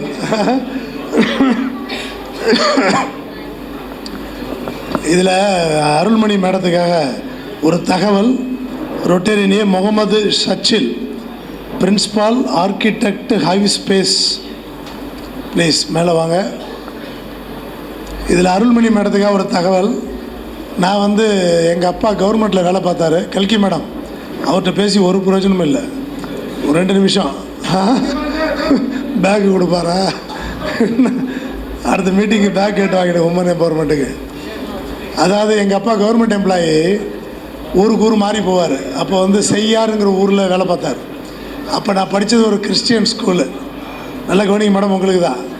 நாங்கள் படித்தது 5th 6th. அந்த 2 வருஷமும் நான் கிறிஸ்டியனாகவே வாழ்ந்தேன். என்னை பைபிள் தான் வச்சுருப்பேன், தலைவாணிக்கு அடியில் பைபிள் வச்சு படிப்பேன். எங்கள் அப்பா டெய்லி 2 வேளை சாமி கும்பிடுவார். எல்லோரும் நிற்கணும், அங்கே 90 பூசி விடுவார். அந்த பக்கம் திரும்பி அழிச்சிடுவேன், தெரியாமல் போய் சாமி கும்பிட கூப்பிட்டா போக மாட்டேன், விளையாட ஓடிடுவேன், எங்கேயாவது பெல் அடிக்க சொல்லுவார், நான் வேறு யார்ட்டையா கொடுத்துருவேன். ஸோ 2 வருஷம் நான் ஒரு உண்மையான கிறிஸ்டியனாகவே வாழ்ந்திருக்கேன், புரியுதா? இப்போ நமக்கு எல்லா மதமும் சம்மதம்னு புரியுது. அதேமாரி 2 வருஷம் கிறிஸ்டியனாக நான் வாழ்ந்த மாதிரி இன்றைக்கி இந்த 2-3 மணி நேரம் நம்ம எல்லாருமே இஸ்லாமியர்களாக வாழ்ந்தோங்கிற பெருமையோட இந்த நிகழ்ச்சியை நம்ம நிறைவுக்கு கொண்டு வரலாம். அதுவும் நான் குறிப்பிட்டு பார்த்தீங்கன்னா அஜித் வாங்க நிறையா ஃப்ளெக்ஸ் அடித்து கொடுத்துருக்காரு ஃப்ரீயாக. அதனால் அவருக்கு ஒரு பில்லே போட மாட்டார். மணப்பாறையிலேருந்து பயணப்பட்டு ரம்ஜானுக்கு வந்திருக்கேன் நம்மளோட ஆர்சிக்கு. ப்ளீஸ் சார், இந்நேரம் உங்களுக்கு சரிச்சிருக்குன்னு நினைக்கிறேன். ஓகேவா? போட்டாச்சு. இன்னொன்று வாங்க இன்னொன்று அந்த கலரில் வாங்கிக்கங்க. அதுவும் நான் ஒரு 4-5 வருஷமாக இஸ்லாமிய நண்பர்களோட நிறையா பழகிறேன். அப்துல்லா, தௌசிஃப், காமில் அப்படின்னு. அவங்களோட இருக்கும்போது இந்த ரம்ஜான் மாதம் முழுக்கவே நானும் ரம்ஜான் நோன்பு இருக்கா மாதிரியே எனக்கு ஒரு அனுபவம் கிடைக்குது. அதுமாரி இந்த 2-3 மணி நேரம் உங்களுக்கு இஸ்லாமியர்களாக வாழ்ந்த அனுபவத்தோட இந்த நிகழ்ச்சியை மனநிறைவோடு நிறைவு செய்வோம். மட்டன் பிரியாணி வெளுத்து கட்டுவோம். அடுத்த வாரம் உமன் எம்பவர்மெண்ட்டில் கல்கி மேடத்தோட என்ஜாய் பண்ணுவோம். அப்படியே கஷ்டப்பட்டு இந்த பாழடைஞ்ச பில்டிங்கில் மேலே ஏறி மேலே போகணும் சாப்பாட்டுக்கு, மேலைக்கு மேலே. சரியா? ஒரு 10 நிமிஷம் தான். வெஜிடேரியன் பின்னாடி ரூமு, நான்வெஜ்ஜு மேலே. எல்லாத்தையும் சாப்பாடு மிச்சம் வைக்காமல் சாப்பிட்றணும். அடுத்த வாரம் எல்லோரும் உமன்ஸ் எம்பவர்மெண்ட்டுக்கு வந்துடுங்க, உமன்ஸ் டே செலிப்ரேஷனுக்கு வந்துடுங்க. சரியா? தேங்க்யூ.